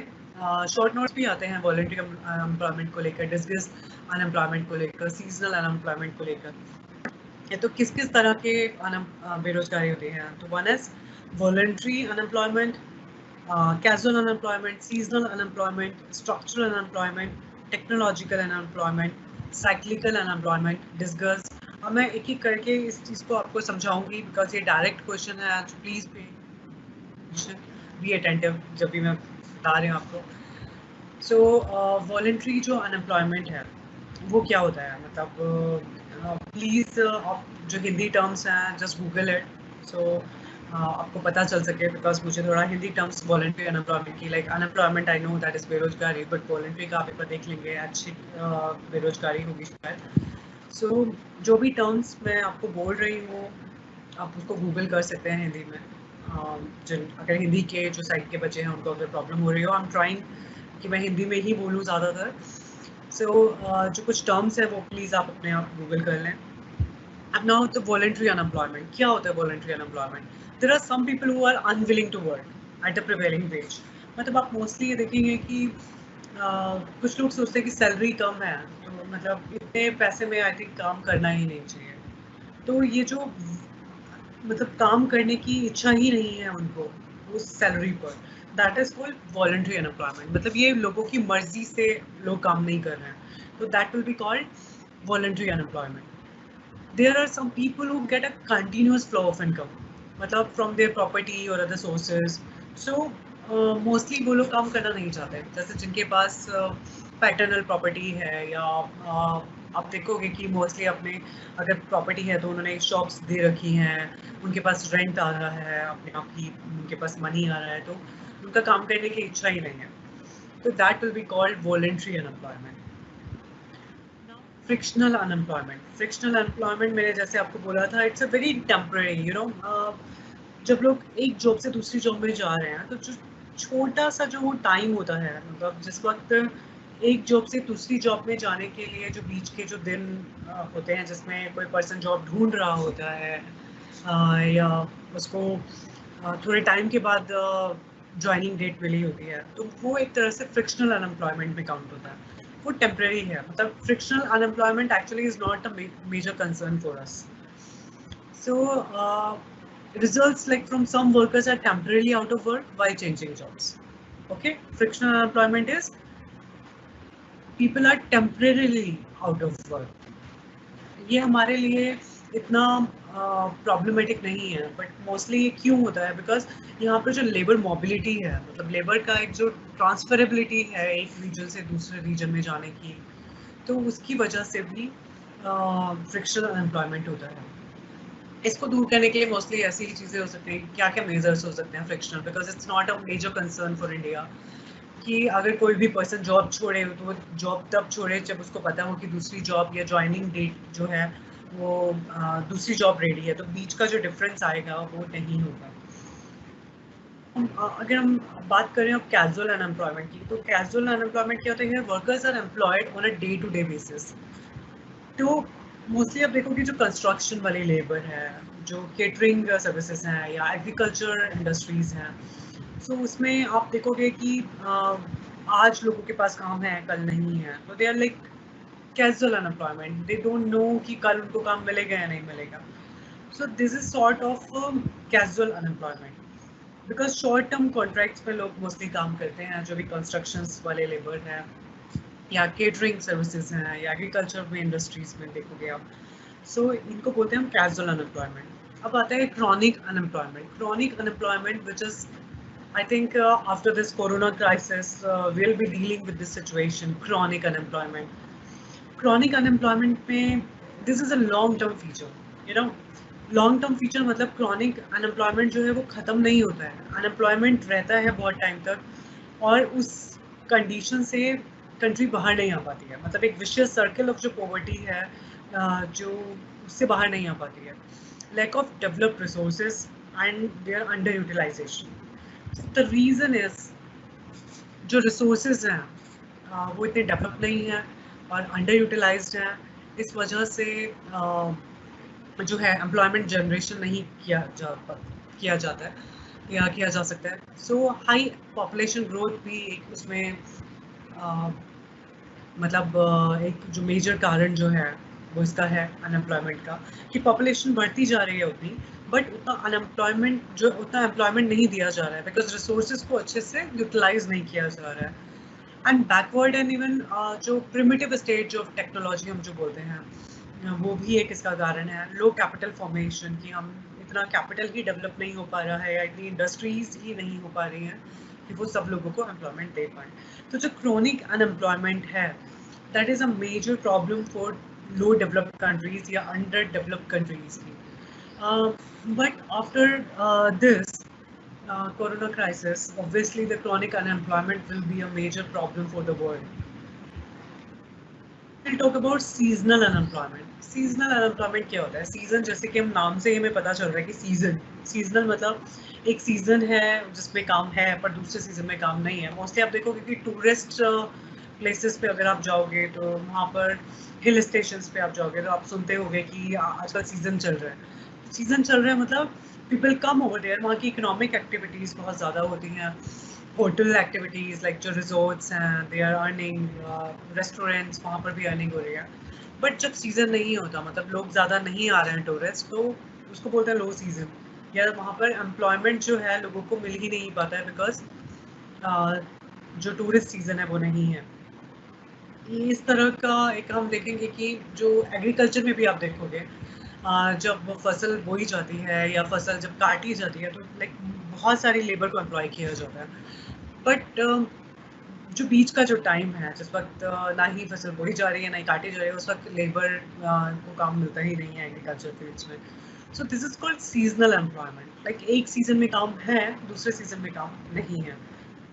we'll talk about discussed unemployment, जो कि बहुत इम्पोर्टेंट चीज़ से समझने के लिए है।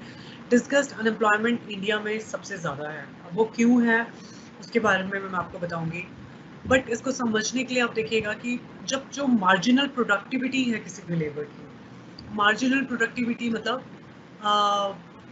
अगर 10 लोग एक जगह पर काम कर रहे हैं, अगर 11 पर्सन मैं उसमें ऐड करती हूँ तो 11th पर्सन ऐड करने से प्रोडक्टिविटी में कोई फ़र्क नहीं आ रहा। तो 10 लोग जितना काम कर रहे थे उतने ही 11वां पर्सन भी ऐड करने में भी उतने ही 11 लोग काम कर रहे हैं। So you are understanding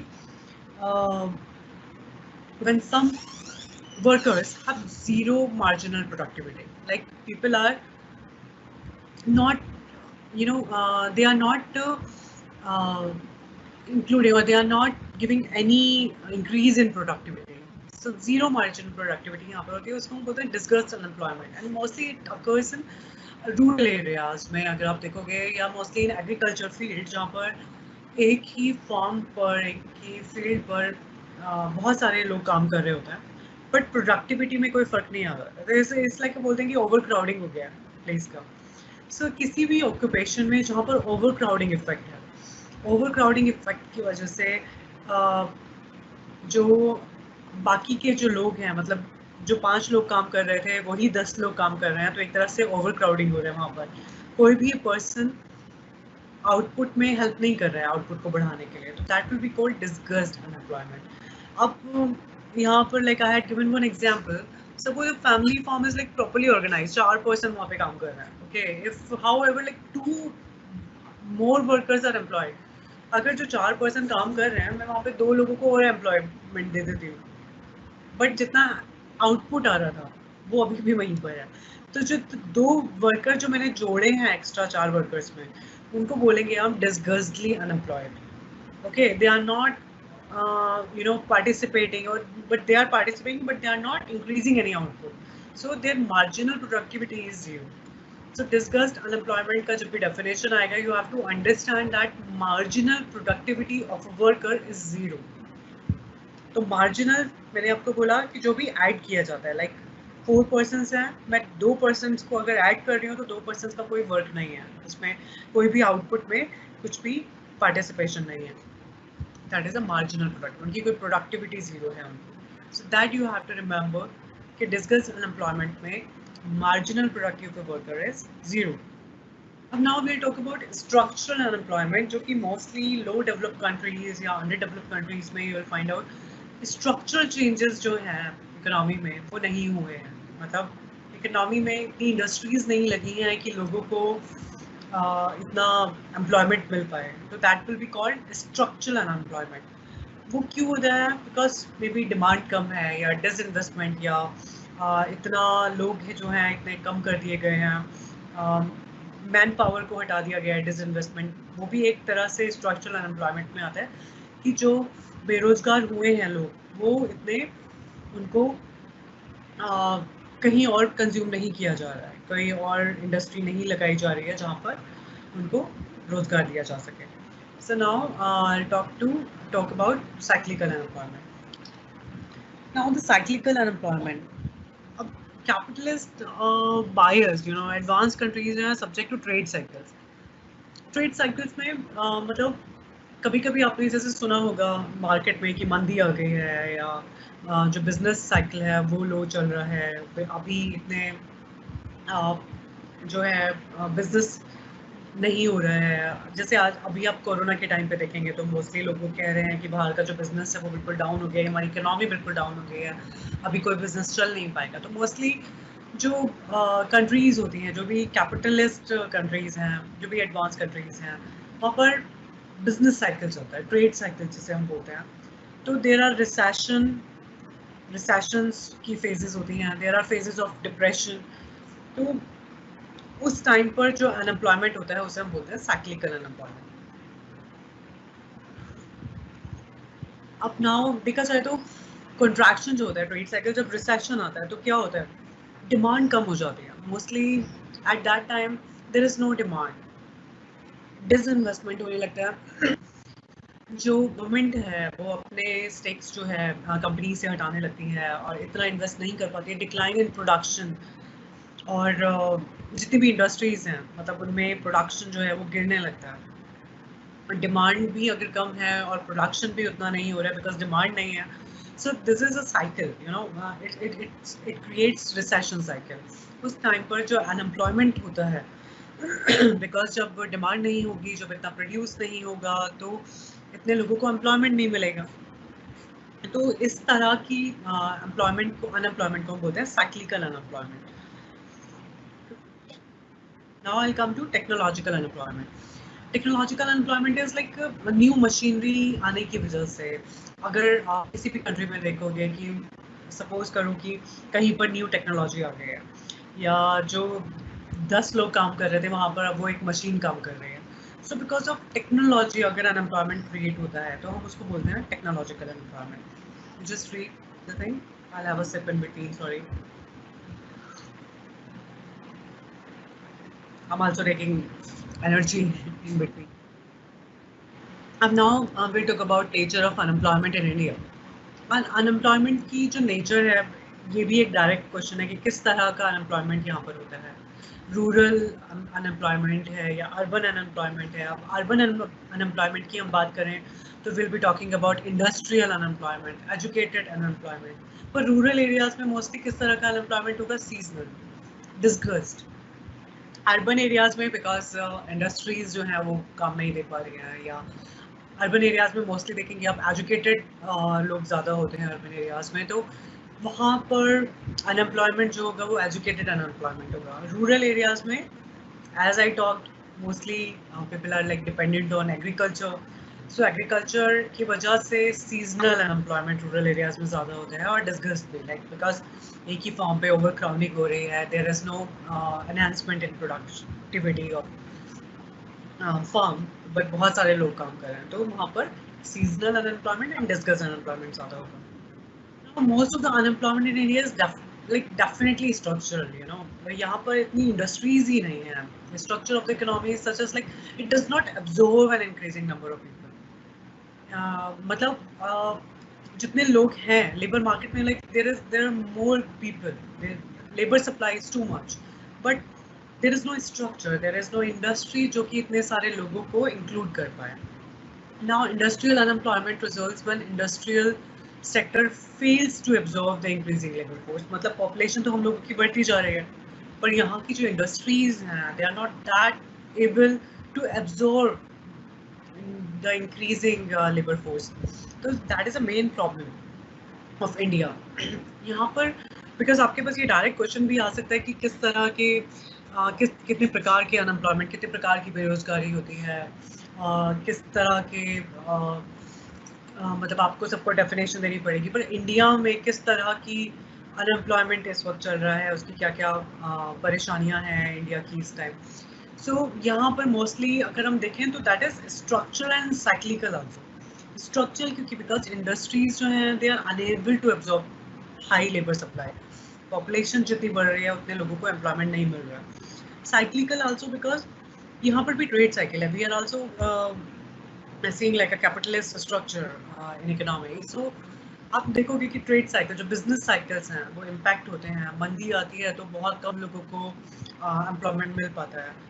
and another one is educated unemployment. यहाँ पर आप देखोगे कि कितने ग्रेजुएट लोग निकल रहे हैं per year, but they are not getting unemployed, like they are not getting employment, so they are mostly educated unemployed.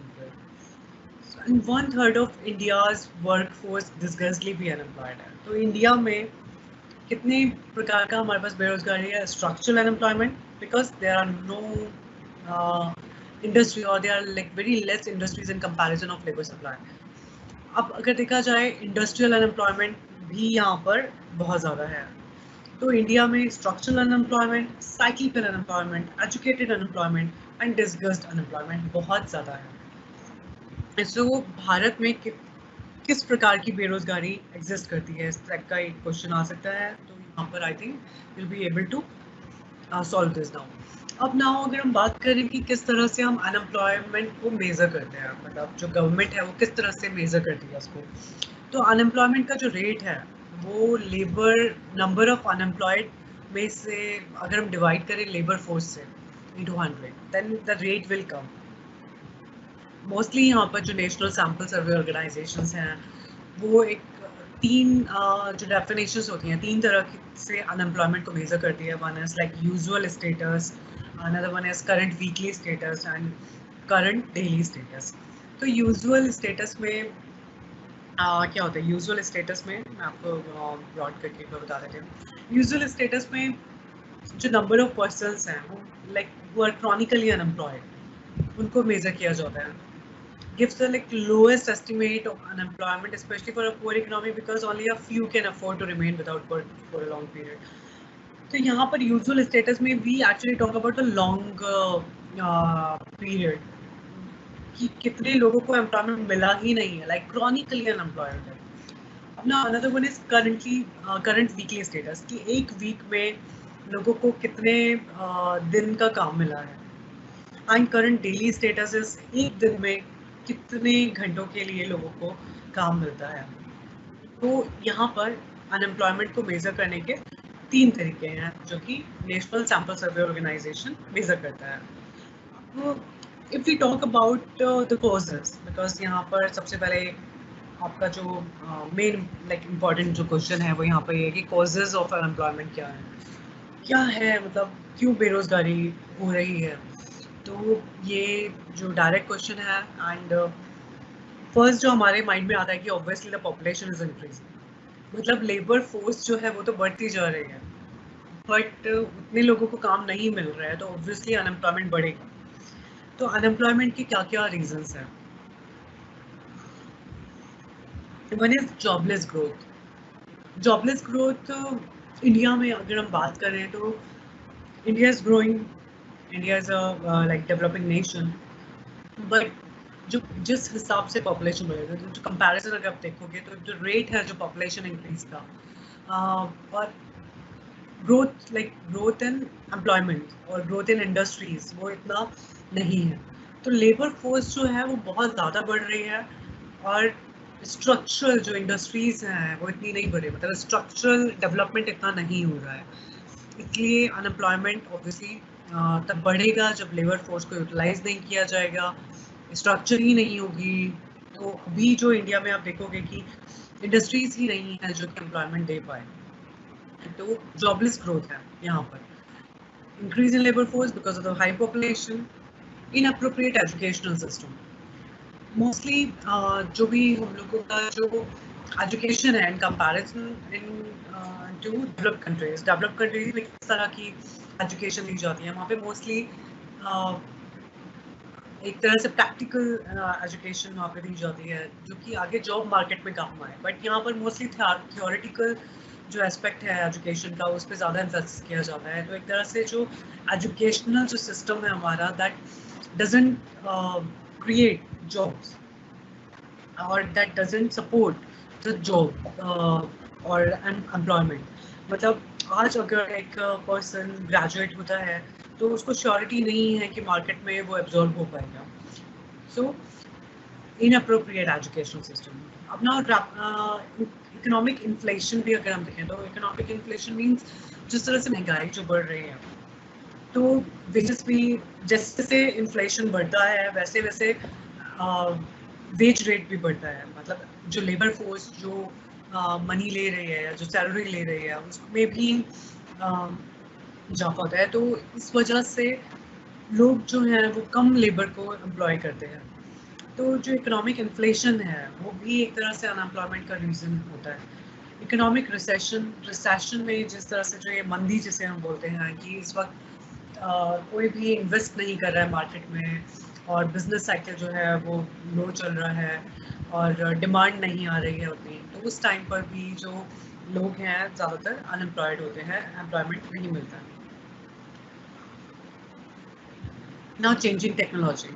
Obviously, when high technology will come, when one machine can work for like 10 people, so ये जो changing to technology है, so obviously it will create unemployment for those people. जहाँ पर वो 10 लोग employed थे, पर अब एक मशीन की वजह से वो 10 लोग अनएम्प्लॉयड हो जाते हैं. तो this is like a changing technology impact, like it is a cause of unemployment.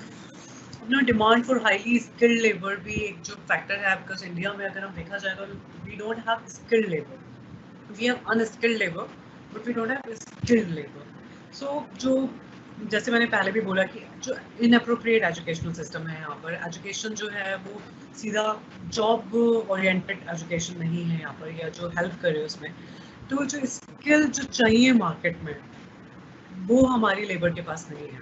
So highly skilled labour चाहिए होती है मार्केट में एब्जॉर्ब होने के लिए. That is a main reason for unemployment. अपना ग्लोबल कंपटीशन, तो ग्लोबल जैसे जैसे आप देखोगे कि ग्लोबलाइजेशन की वजह से countries are coming and we can trade, और जो डिमांड एंड सप्लाई में जो कि बहुत ज़्यादा इंक्रीज हुआ है, बट उसके अकॉर्डिंग जो कंपटीशन बढ़ने के अकॉर्डिंग जो एक लेबर फोर्स तो इतनी बढ़ गई है पर उतना इंडस्ट्रीज नहीं बढ़ पाई हैं. तो जो कंपटीशन है, कंपटीशन की वजह से भी अनएम्प्लॉयमेंट क्रिएट हुआ है कि उतने लोगों को जो ग्लोबलाइजेशन ने पहले सोचा था कि हमने जब, मैं एलपीजी की बात भी मैं कल करूंगी because new economic policy I teach tomorrow. तो वहाँ पर जब लिबरलाइजेशन, ग्लोबलाइजेशन और प्राइवेटाइजेशन ने जो प्रॉमिस किया था एम्प्लॉयमेंट जनरेशन का, दैट कुडंट हैपन. ओके, ये मैं आपको कल डिटेल में बताऊंगी. So this is also a reason of unemployment. Now over 70% of total labor force is illiterate, educated, जैसे मैंने बोला कि इतनी skilled ही नहीं है. अब now agriculture के बारे में हम बात करें तो backward जो farming है अभी भी वो चलती है, उसकी वजह से भी जो 70% of population right now it's, the data is like around less than 50, but still uh, around 50% of population still is engaged in agriculture. So even that is the main reason of unemployment in industries. वहाँ पर because discussed unemployment होता है, overcrowded unemployment होता है वहाँ पे, overcrowding effect होता है, sorry. So now I'll talk about some of the policies of the government like NREGA, संपूर्ण ग्रामीण रोजगार योजना. So ये जो योजना है, ये जो पॉलिसीज हैं, government tried to curb unemployment through these schemes. So you can just mention the names, you don't have to go in detail, but you can mention the name of some important policies like NREGA, संपूर्ण ग्रामीण रोजगार योजना, prime minister integrated urban poverty eradication, या स्वर्ण जयंती जो एक रोजगार योजना थी. तो आप इन सबके बस नाम अपने लाइक क्वेश्चन आंसर जब भी आप करेंगे, आंसर्स लिखेंगे एग्जाम पे, तो यू कैन जस्ट मेंशन कि किस तरह की योजना गवर्नमेंट चला रहे हैं. पॉसिबल सॉल्यूशन क्या है अनएम्प्लॉयमेंट का? फिर टॉक अबाउट, हमने अभी प्रॉब्लम की बात करी कि ओके अनएम्प्लॉयमेंट है, but what can be the possible solution? अब जैसे मैंने बात किया था frictional unemployment, which is not a major concern for us actually. जो फ्रिक्शनल जो अनएम्प्लॉयमेंट है उसका सॉल्यूशन मोस्टली यही हो सकता है कि अगर एक पर्सन दूसरी जॉब में जा रहा है तो उसको पता होना चाहिए कि like what is a joining date. So और या जब दूसरी जॉब मिल जाए वो तभी पहली जॉब छोड़े. तो frictional unemployment is which is not a major concern for us, it can be just remove just like that. So if unemployment benefits were reduced, unemployed workers might become more willing to work. मतलब एक तरह से जो benefits हैं employment के, unemployment के, वो भी अगर कम किए जाते हैं तो मोस्टली लोग जो सोचते हैं कि उनको बैठे बैठे पैसा मिल रहा है, तो यहाँ पर वो पर ये इंडिया में नहीं होता है, ये इंडिया में यहाँ पर नहीं होता है, पर मोस्टली अगर देखा जाए तो अब डेवलप्ड कंट्रीज जैसे यूएस है या यूरोप की आप किसी कंट्री में लोगे तो वहाँ पर जो बेरोजगारी जो भत्ता है, मतलब अनएम्प्लॉयमेंट बेनिफिट जो है, वो इतना ज़्यादा होता है कि some people actually they are reluctant to work. They think कि they are getting this much of money, उनको इतना पैसा तो मिल ही रहा है तो फिर क्या करना है काम करके. But it doesn't happen in India. Okay, so now I talk about structural unemployment को दूर कैसे किया जा सकता है. स्ट्रक्चरल अनएम्प्लॉयमेंट को दूर करने के लिए इंडिया को स्पेशली जो कि because we face structural unemployment here in India, मतलब यहाँ पर जो सब्सिडीज़ हैं गवर्नमेंट को, वो वर्कर्स की ट्रेनिंग में उनको देनी चाहिए, या फर्म्स को या जो इंडस्ट्रीज़ हैं उनको सब्सिडीज़ मिलनी चाहिए ताकि जो अनस्किल्ड जो लेबर है उसको स्किल्ड किया जा सके, और एक तरह से मोबिलिटी जो है वर्कर्स की वो भी बढ़े, बहुत सारी इंडस्ट्रीज लगाई जाएं, इन्वेस्ट किया जाए गवर्नमेंट की साइड से। तो जो स्ट्रक्चरल अनएम्प्लॉयमेंट स्ट्रक्चर से हमें जैसे नाम से ही पता चलता है कि स्ट्रक्चर क्रिएट करनी चाहिए गवर्नमेंट को, ताकि जो लेबर फोर्स है, जो कि लेबर सप्लाई है जो बहुत ज़्यादा है, उसको यूटिलाइज किया जा सके। यूटिलाइज कैसे किया जा सकेगा? ज़्यादा इंडस्ट्रीज लगाकर, लेबर को स्किल्ड करके, बिकॉज यहाँ पर जो डिमांड है वो स्किल लेबर की आएगी जब इंडस्ट्री लगेगी। तो मोस्टली जो ट्रेनिंग प्रोग्राम्स हैं वर्कर्स के लिए वो करने चाहिए गवर्नमेंट को, और स्पेशली जो अलग जो बेनिफिट्स हैं सॉर्ट ऑफ हाउसिंग और टैक्स ब्रेक्स जो होते हैं, सब्सिडीज जो होती हैं, वो भी स्ट्रक्चरल अनएम्प्लॉयमेंट को दूर कर सकते हैं। और स्पेशली पॉलीटेक्निक भी जब स्टार्ट किया गया था गवर्नमेंट में, मतलब जो पॉलीटेक्निक्स आप सुनते होंगे, सो एक तरह से government tried to create the skills in the labor force, but even that did not work that much. Okay, now I'll talk about seasonal unemployment solution. Seasonal जो अनएम्प्लॉयमेंट है उसके जो सॉल्यूशंस हैं वो यही हो सकते हैं कि लोगों को डिफरेंट जॉब्स में डाला जाए। मतलब जैसे अब देखा कि मैंने जैसे टूरिस्ट इंडस्ट्री का बोला था, किसी भी हिल स्टेशन पे आप जाते हैं तो एक पर्टिकुलर टाइम पर वहाँ पर सब लोग गर्मियों की छुट्टी में जा रहे हैं, या एक सीज़न होता है जिस वक्त सब वहाँ की इकोनॉमी वर्क कर रही होती है, मतलब रेस्टोरेंट्स भी चल रहे होते हैं, होटल भी चल रहे होते हैं। तो बट एक सीज़न आता है जो कि लो सीज़न माना जाता है, जिस वक्त कोई भी इकोनॉमिक एक्टिविटीज़ वहाँ पर नहीं हो रही है, या उतने उतने उससे नहीं हो रही है जो कि एक पर्टिकुलर सीज़न में होती थी। तो उस टाइम पर डिफरेंट अपॉर्चुनिटीज़ गवर्नमेंट को क्रिएट करनी चाहिए कि कोई और इकोनॉमिक एक्टिविटी जिससे वो अर्न कर सकें। तो स्पेशली ये मैंने बात किया था आपको एग्रीकल्चर के रिगार्डिंग भी, कि एग्रीकल्चर में फार्म हाउसेस या आई मीन जो भी जो फार्म्स हैं, जो फील्ड हैं, उसमें लेबर तब वर्क कर रही है जब जो भी फसल है वो बोई जा रही है या काटी जा रही है, but in between they are not working. So जो बिटवीन जो टाइम है, उस टाइम पर जो अनएम्प्लॉयमेंट जनरेट होता है उनको कोई और काम किया दिया जाए। तो जो नरेगा है, जैसे गवर्नमेंट ने अभी नरेगा का जैसे मैंने नाम लिया, तो नरेगा में भी बहुत लेबर फोर्स को, जो सीजनल अनएम्प्लॉयड लोगों को वर्क दिया। सो इस तरह की सीजनल एम्प्लॉयमेंट को हम बीच में जॉब क्रिएट करके, सीजन्स के बीच में जॉब क्रिएट करके भी कर सकते हैं। So now we'll talk about disguised unemployment, create unemployment opportunities, urban areas. Disguised unemployment, मैंने जैसे आपको पहले भी बोला, mostly it exists in rural India.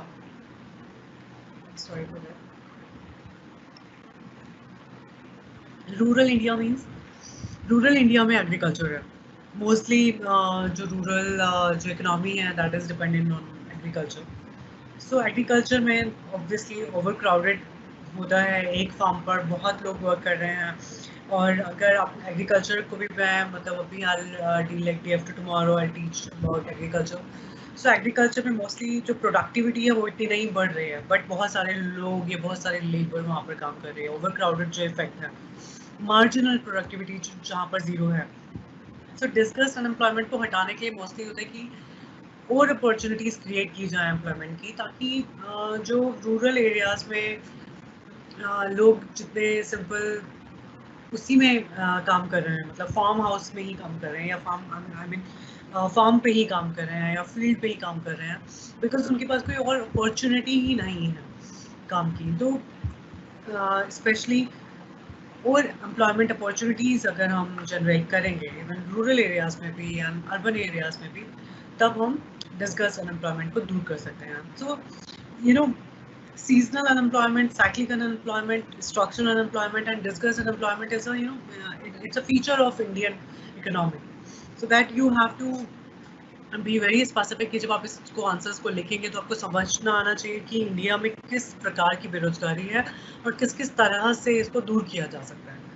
So seasonal employment, different jobs create करके, डिस्कस्ड अनएम्प्लॉयमेंट और एम्प्लॉयमेंट अपॉर्चुनिटीज़ क्रिएट करके rural areas में, बिकॉज मोस्टली रूरल एरियाज का ही ये फीचर होता है डिस्कस्ड अनएम्प्लॉयमेंट, तो वहाँ पर और एम्प्लॉयमेंट अपॉर्चुनिटी डाली जाए। स्ट्रक्चरल अनएम्प्लॉयमेंट कैसे दूर किया जाएगा? इंडस्ट्रीज लगाकर, लोगों को स्किल देकर या ट्रेनिंग देकर। Cycling unemployment, because trade cycle जो है मोस्टली स्टेबल रहे। इकोनॉमिक गवर्नमेंट को ये ध्यान देना चाहिए कि बिजनेस साइकिल में इतना फ्लक्चुएट ना करे through monetary policies and fiscal policies. Government इस चीज़ का ध्यान रखे कि इतना मंदी नहीं आए मार्केट में। So but somehow the trade cycles externality से भी इफेक्ट होते हैं। मतलब जैसे अभी आप देखोगे कि मार्केट में मंदा आ चुका है, but the reason is not, reason is corona और दिस इम्पैक्ट, बिकॉज सारे बिजनेस शट डाउन हो गए हैं। So this is sort of a cyclical unemployment, but it may lead to chronic unemployment for a long-term unemployment. So जब भी हम unemployment की बात करेंगे, वो आपको समझना पड़ेगा कि किस तरह का unemployment यहाँ पर है और किस तरह के measures लिए जाने चाहिए। Talk about the Phillips curve. Phillips curve mostly short note आ सकता है इसमें Phillips curve पे। Phillips curve एक inverse relationship है, मतलब इन्फ्लेशन की और unemployment की। मतलब अनएम्प्लॉयमेंट कितना है और इन्फ्लेशन कितना है। It suggest that if government wanted to reduce unemployment, it had to accept higher inflation. मतलब थोड़ी बहुत महंगाई गवर्नमेंट को अलाउ करनी पड़ती है थ्रू मॉनेटरी पॉलिसीज, या अगर इन्फ्लेशन बढ़ रहा है तो अनएम्प्लॉयमेंट एक्चुअली कम होता है। क्योंकि उस टाइम पर जो फिलिप्स कर्व के अकॉर्डिंग, कि जैसे जैसे महंगाई बढ़ रही है वैसे वैसे अनएम्प्लॉयमेंट कम हो रहा है, तो एक पर्टिकुलर लेवल तक गवर्नमेंट को अलाउ करना पड़ता है इन्फ्लेशन की। महंगाई इस लेवल तक अगर 2.5% 1.5% है, तो 2.5% तक अगर बढ़ जाए तो it's okay, no problem. But उसमें अनएम्प्लॉयमेंट जो है कम होगा, बिकॉज ज़्यादा सैलरीज दी जाएंगी, या ज़्यादा प्रोडक्शन हो रहा है, या ज़्यादा इंडस्ट्रीज लेबर फोर्स को वर्क दे रही हैं। सो एक तरह से फिलिप्स कर्व के according there is an inverse relationship between inflation and unemployment. And mostly ऐसा नहीं होता कि वर्क करे, इट इज़ जस्ट नॉलेज के लिए ये मैं बता रही हूँ आपको। तो बट ऐसा नहीं है कि ज़रूरी हो कि इन्फ्लेशन सच में अनएम्प्लॉयमेंट को जनरेट करे, but this is just a theory. Now अगर हम इस कर्व की बात करें तो हॉरिजॉन्टल एक्सिस पे आप जैसे देखोगे कि पॉजिटिव वैल्यू है अनएम्प्लॉयमेंट की, and hence it is not possible to have zero inflation and zero unemployment. मतलब आप इस कर्व में देख रहे होगे, this is like a hyperbola sort of curve. अब यहाँ पर आप देखोगे कि ना तो 0% इन्फ्लेशन हो सकता है, ना ही 0% अनएम्प्लॉयमेंट हो सकता है। So there is a inverse relationship. concave shape implies that like lower the level of unemployment, higher the rate of inflation.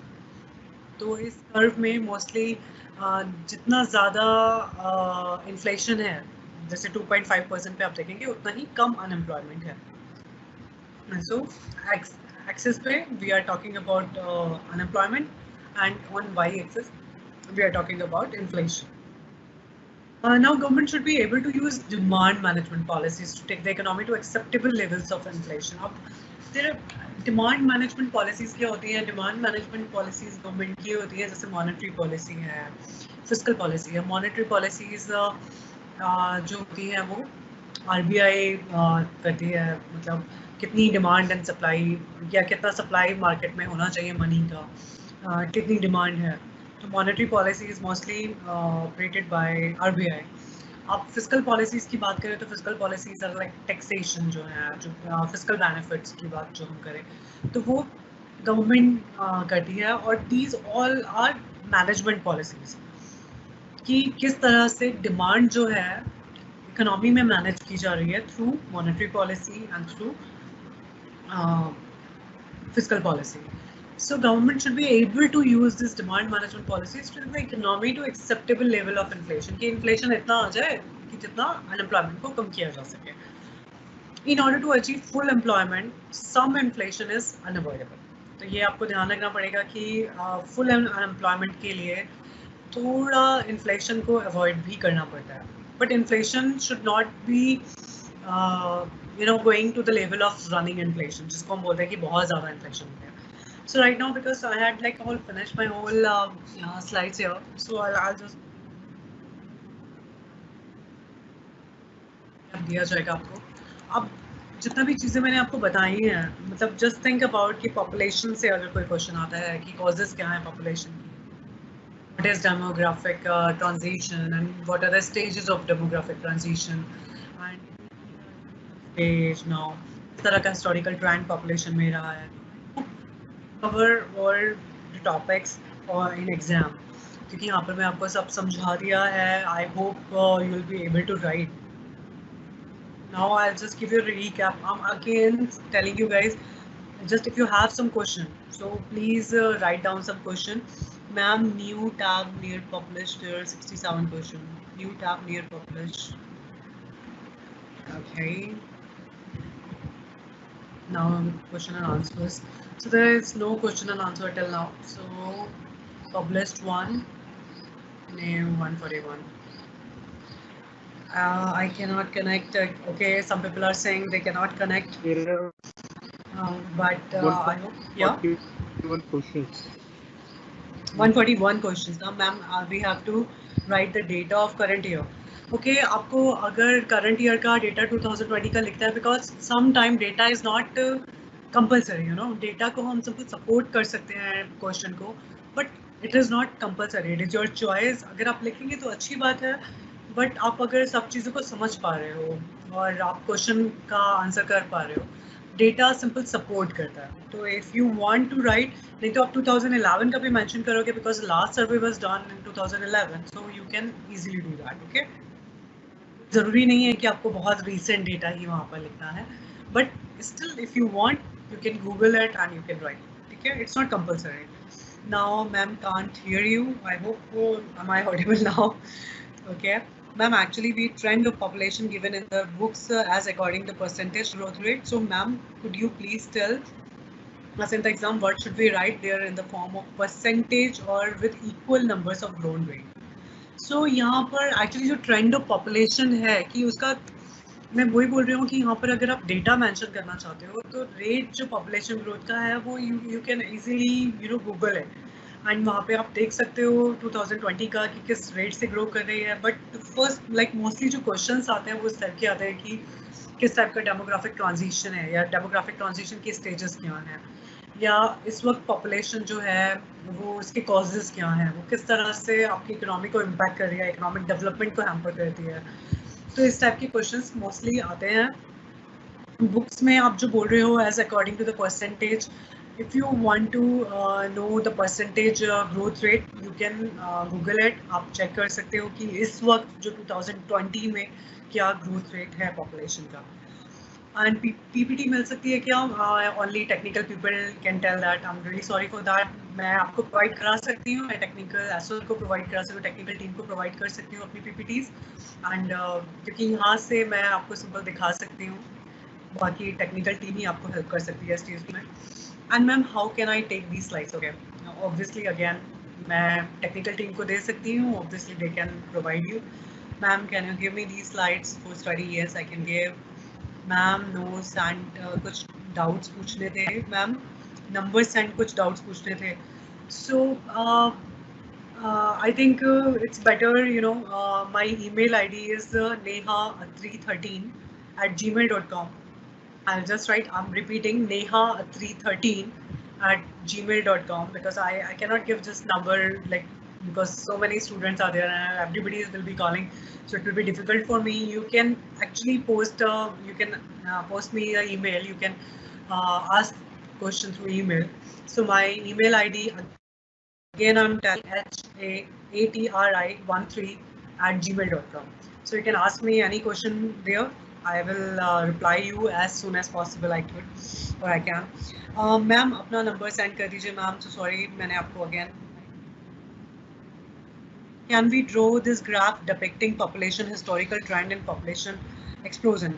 Yes, definitely you can. आप बता सकते हो कि किस तरह से population explosion के stage में आया. You can definitely draw this graph of demographic transition, because the demographic जो transition की जो stages आई हैं उसी के according हम population explosion को करते हैं कि जो birth rate है वो इतना कम नहीं हुआ, death rate बहुत कम हो गया, पर जो birth rate है वो इतना कम नहीं हुआ, तो obviously population exploded. So you can definitely draw this graph. Hello ma'am, class start हो गई. Okay, I am sorry ma'am, slides blur आ रही हैं. I can't see clearly. I think it was a problem from your side because कोई और दूसरे persons ने ये मुझे नहीं करी है कंप्लेन. उनका problem obviously this is the technical part. Now Covid 19 को लेकर मैंने इसलिए बात करी बिकॉज अनएम्प्लॉयमेंट जो है कोविड 19 की वजह से और बढ़ेगा. Because right now it is जो actually whole economy got stop, you know. कोई भी इकोनॉमिक एक्टिविटी वर्क नहीं कर रही है इस टाइम पे. Business are shut. So unemployment level जो है वो और आगे बढ़ेगा. तो इसलिए मैंने कोविड 19 का बीच में जिक्र किया था. Death rate is gonna be high cause of this corona virus. No, death rate देखो, हम अगर देखा जाए तो डेथ रेट उतना हाई नहीं होगा. स्टिल बर्थ रेट जितना है उस लेवल पे डेथ रेट नहीं है. यहाँ पर डेथ रेट फ्लक्चुएटिंग हो सकता है बट इतना ज़्यादा नहीं होगा. हाँ, mostly it will definitely impact the death rate. जो पहले था उससे तो ज़्यादा होगा.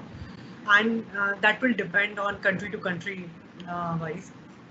इंडिया में अगर देखा जाए तो मोस्टली जो डेथ रेट है अभी कोरोना वायरस को लेकर, दैट इज़ नॉट दैट.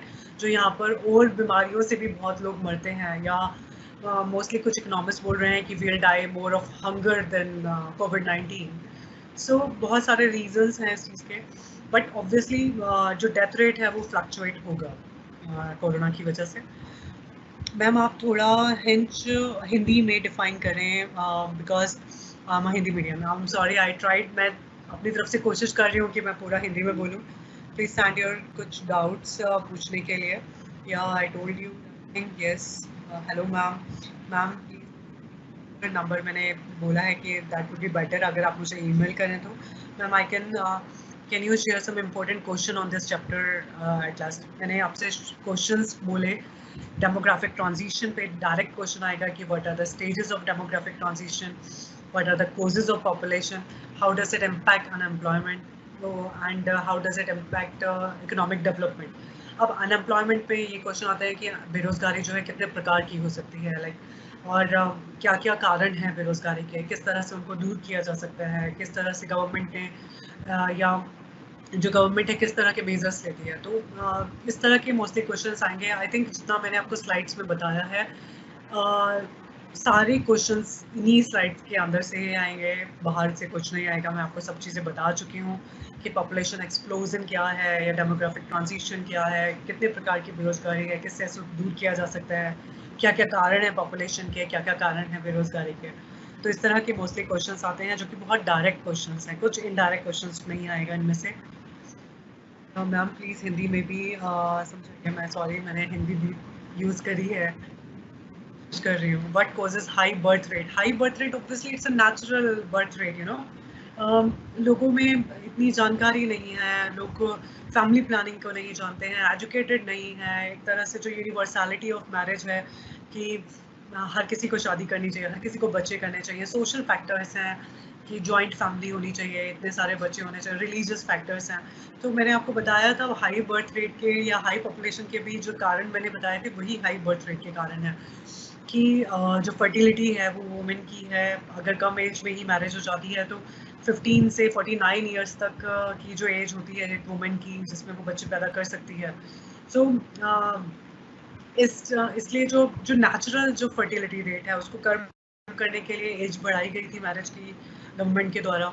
तो जो हाई बर्थ रेट के मोस्टली कारण यही कारण है. सोशल फैक्टर्स जो हैं, एजुकेशन है, मैरिज की कंपल्सन या बच्चे पैदा करने का कंपल्सन जो है, religious factors. So these are like all are the causes for high birth rate. Can you please like how to write an answer in exam in point wise? देखो mostly अगर आपसे कॉजेज पूछे जाते हैं कि क्या क्या कारण है पॉपुलेशन के, तो आप ये बता सकते हो कि किस तरह से सॉरी कि पॉपुलेशन के जो कारण है. पहले तो आप ये बताओगे कि पॉपुलेशन किस वजह से यहाँ पर बढ़ी है या इंडिया में इस वक्त कितनी पॉपुलेशन है. अब कारण क्या क्या है इंडिया के, तो आप पॉइंट वाइज उनको लिख सकते हो कि जानकारी की कमी या यूनिवर्सलिटी, जो इकोनॉमिक फैक्टर्स हैं, गरीबी और सोशल फैक्टर्स और रिलीजियस फैक्टर्स हैं, उस अकॉर्डिंग जिस तरह से मैंने स्लाइड्स आपको बताई थी, उसी अकॉर्डिंग आप यहाँ पर पॉइंट वाइज आंसर्स को लिख सकते हो. And what are the major outcomes of demographic transition? Outcomes like demographic transition के outcomes क्या होंगे? Demographic transition के impact है कि इस वक्त जो लो बर्थ रेट इंडिया में है, वो sorry high birth rate India में है, लो डेथ रेट है, तो आउटकम मोस्टली यही है कि पॉपुलेशन एक्सप्लोजन हो रहा है. अब जब हम डेमोग्राफिक ट्रांजिशन में लास्ट स्टेज पे चले जाते हैं, जो कि लो birth rate and low death rate है, वहाँ पर एक तरह से वो डेवलप कंट्रीज की स्टेज है कि बर्थ रेट भी कंट्रोल हो गया है और डेथ रेट भी कंट्रोल हो गया है, तो जो पॉपुलेशन जो है स्टेबल हो गई है. अब स्टेबल पॉपुलेशन में ऑब्वियसली गवर्नमेंट के लिए एक्शंस लेना इजी रहता है.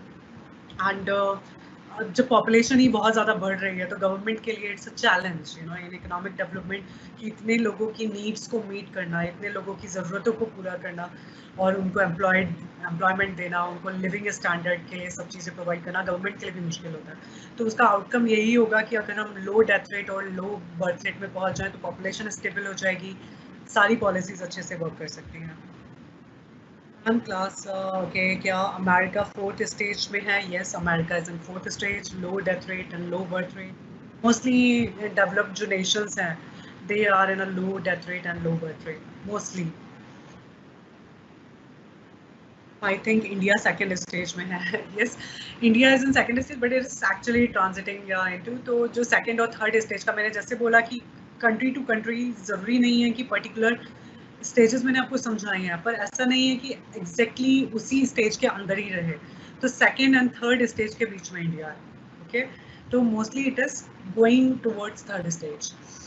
सो एग्जैक्टली इन स्टेजेस को फॉलो करें ज़रूरी नहीं है. मैंने अपनी स्लाइड में लास्ट में ये भी लिखा था कि कंपल्सन नहीं है कि सेम ट्रेंड सारी कंट्रीज फॉलो करें. एंड लोगन कैसे होगा ये obviously this is I think technical team. तो आई थिंक मैं अभी जितने question, because only 1 minute left, I hope मैंने सारे क्वेश्चंस के आंसर कर दिए हों. So right now my email ID is again I'm saying neha313@gmail.com. You can ask any question there. Okay, I hope आपको समझ में आया हो. Tomorrow I'll be dealing with new economic policy and planning.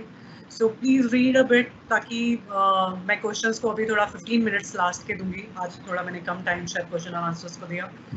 Okay, so bye for now.